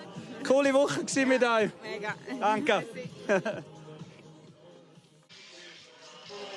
Vera Lorza understanding every word of that Swiss-German interchange between her and Dario, because Vera Lorza lives in Switzerland. This is her home. She's Namibian national champion, but Switzerland is her home. She knows these trails well, and you heard her yesterday talking about the trails yesterday. It all is about how the body feels, because these trails are demanding. Arriving fresh at the top of the trailhead is one thing, but arriving after an arduous climb like we saw yesterday, that's another thing altogether. And just having a look at the riders streaming through the finish line, and big smiles all around. SPAR Swiss Epic, no doubt, challenging all of the riders. It's demanding, it is rewarding. This 5-day stage race offers a unique test of endurance, resolve and skill. And there's a fresh new route every year, and the course designer Stefan Wolfersberg makes sure that the riders are challenged, rewarded, and that they get to see the staggering beauty of the snow-capped jagged skyline, which of course is a great antidote to the mental demands of mountain bike stage racing. Two-person teams, we've seen the dynamic all week, and the top professionals, ambitious amateurs, all race the same course, and they all explore the endless magical trails, of course enjoying the Swiss hotel hospitality in Engadin, La Punt and Davos. And yesterday we saw them visit Kur, which was a first for the race. An unforgettable alpine experience all around. And beautiful people, we've got some more red, white and blue. Some more stars, some more stripes. Welcome to the Down Country Day. Will Dixon and Max Reed, you have conquered the Alps. More riders head through, and we had 41 countries arrive in Switzerland, arrive in La Punt at the start of the race. 41 countries and a contingent of over 70% from international entrants. So only 29% Swiss. The Swiss absolutely love the race, but so do the internationals, with riders coming from South Africa, all over Europe and the United States, all enjoying the beautiful mountain views of Switzerland. Karl Platt and Kalle Fribourg, Bulls legends, are top of the leaderboard in the general classification in the Masters category. Stoll and Schneider, we saw Danny Schneider, the last Ibex. Gutnecht and Lutz rounding out that podium. We'll see the podium celebrations later. The day belongs once again to Karl Platt. He has an appetite for winning for sure. We've seen him at the 2004 Absa Cape Epic, winning the inaugural race. And we'll no doubt see more of him. And we look at the amateur category, won by Spengler and Frischke. It was a local win, a local second place to Lita and Periton. And the American team of Bragg and Champion, Cake and Single Track. That's the name of the team, and probably a clue as to what they'll be enjoying after today's stage. Quite a few Spanish riders enjoying the beautiful Alps. They're used to the Pyrenees. And here they are for the Alps. An all-important place on the general classification podium, and they'll be having the chance to stand on that podium and look at the admiring views and admiring views from the fans as when we celebrate the winners. And celebrating the third place overall is Daria with third place on. UCI woman, third place. Another amazing day out there, not? Yes, we really like the tracks today, and we have a good day on the bike. I think this one was the best one, and so it's finished, and we spent 5 beautiful days in this area, and we are very happy. Yeah, and you're on the podium, third place. That's really, really good. Congratulations first, big one. Sì, è stata una gara bellissima. Grazie a Costanza per questa esperienza e sono davvero contenta di essere arrivata terza e spero di ripetere ancora questo bellissimo evento. Like I say, you had third places? Third place. Yeah. No, Four times 3 yes. And 1 time 4, yes. right? Yes. So good. Yes, we are happy. It's my fault about the 4th place because I suffer altitude and I was not in a good day the second one. But it's a race and it's a team race. Yes. It's a team race. You have to take care of each other. Ha detto che bisogna prendersi cura di ogni. Yeah, sì. Lei è veramente brava in discesa e mi ha aiutato tantissimo oggi. Però dai, sono proprio contenta di questa gara. Grazie mille. So if someone screams aiuto, you have to help. Hey, grazie mille. Grazie. Buona giornata. Congratulazioni. To make it through the 39-kilometer point, and that is 30 for our riders. They must reach that stage by 1:30 this afternoon. So it looks like everybody is tracking to get through there. As we get ready to welcome another team. Representing Switzerland, team 2 for Juri. Ulster Schmidt. Richtung Team. Thank you. Philip Schuler, Roman Dickling. Bravo, Philip, bravo, Roman. You've done it for Juri. Congratulations. You have conquered the Alps.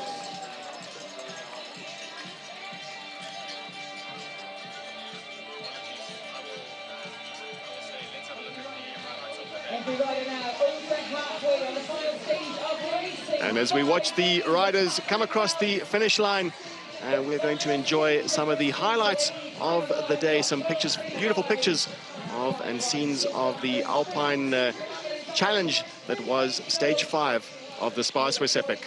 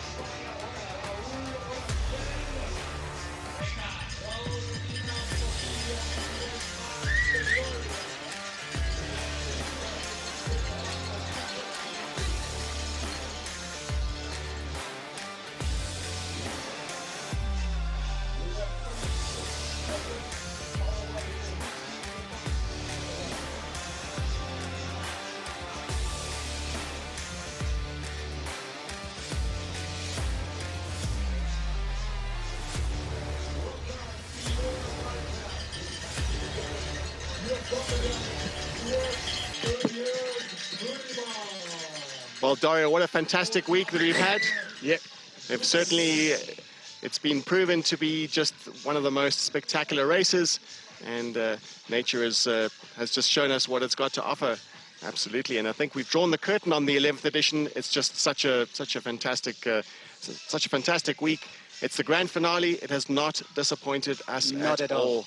During the whole week, racing was so amazing. Every single day. Yeah, and it was good to have you in my backyard.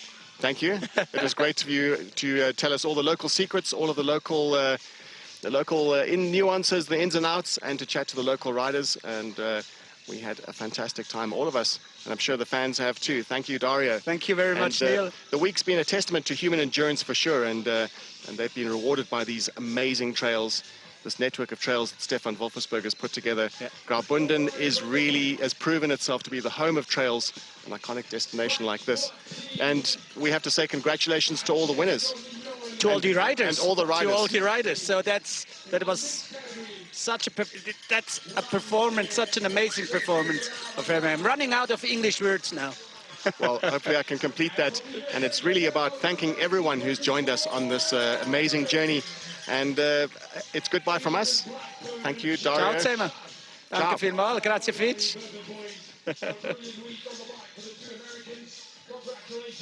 Congratulations.